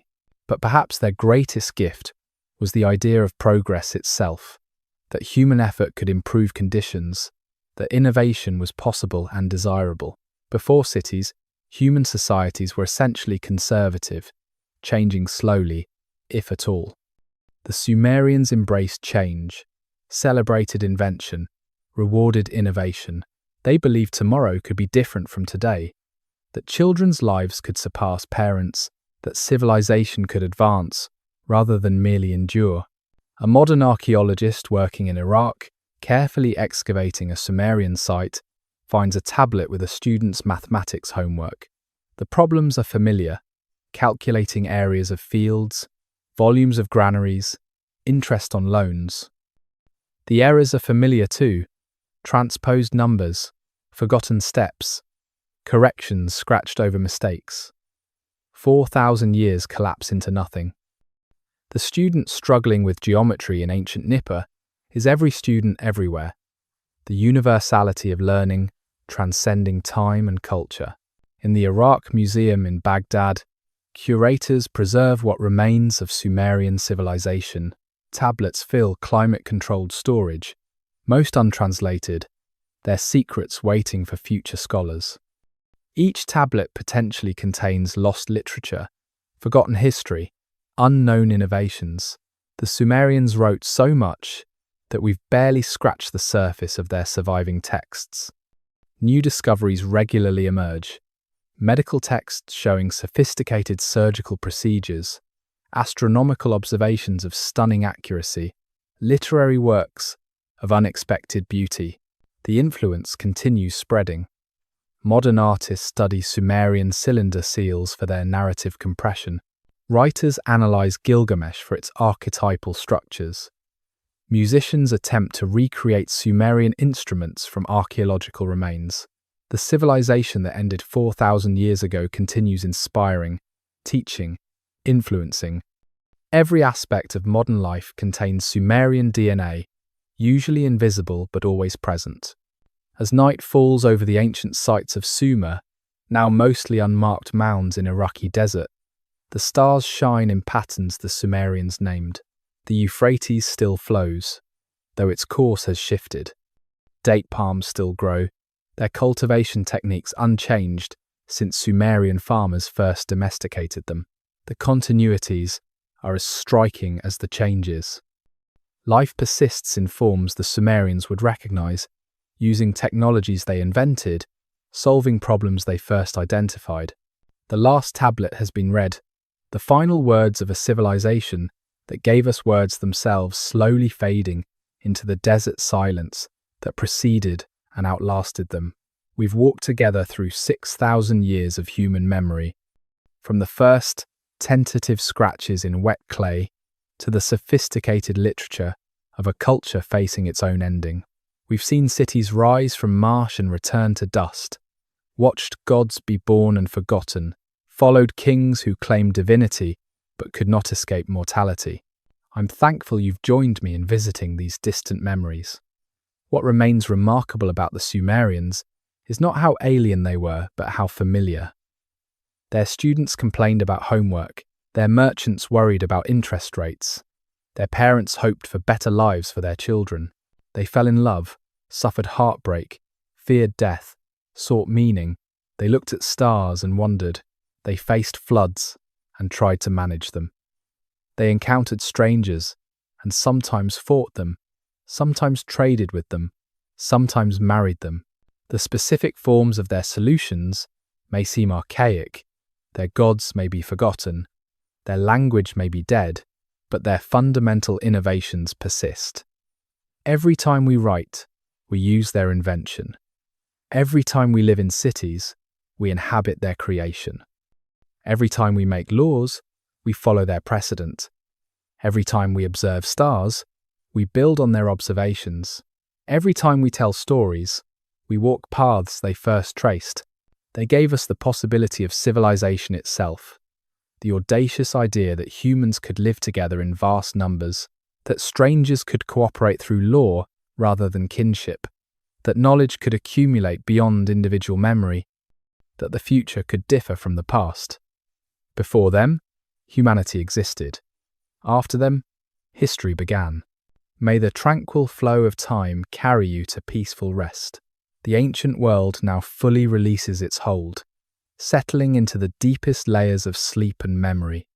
The voices of Sumer fade to whispers, then to silence, leaving only the eternal sound of rivers flowing toward an endless sea, carrying their gifts through time itself, from the first civilization to every dreaming mind that follows.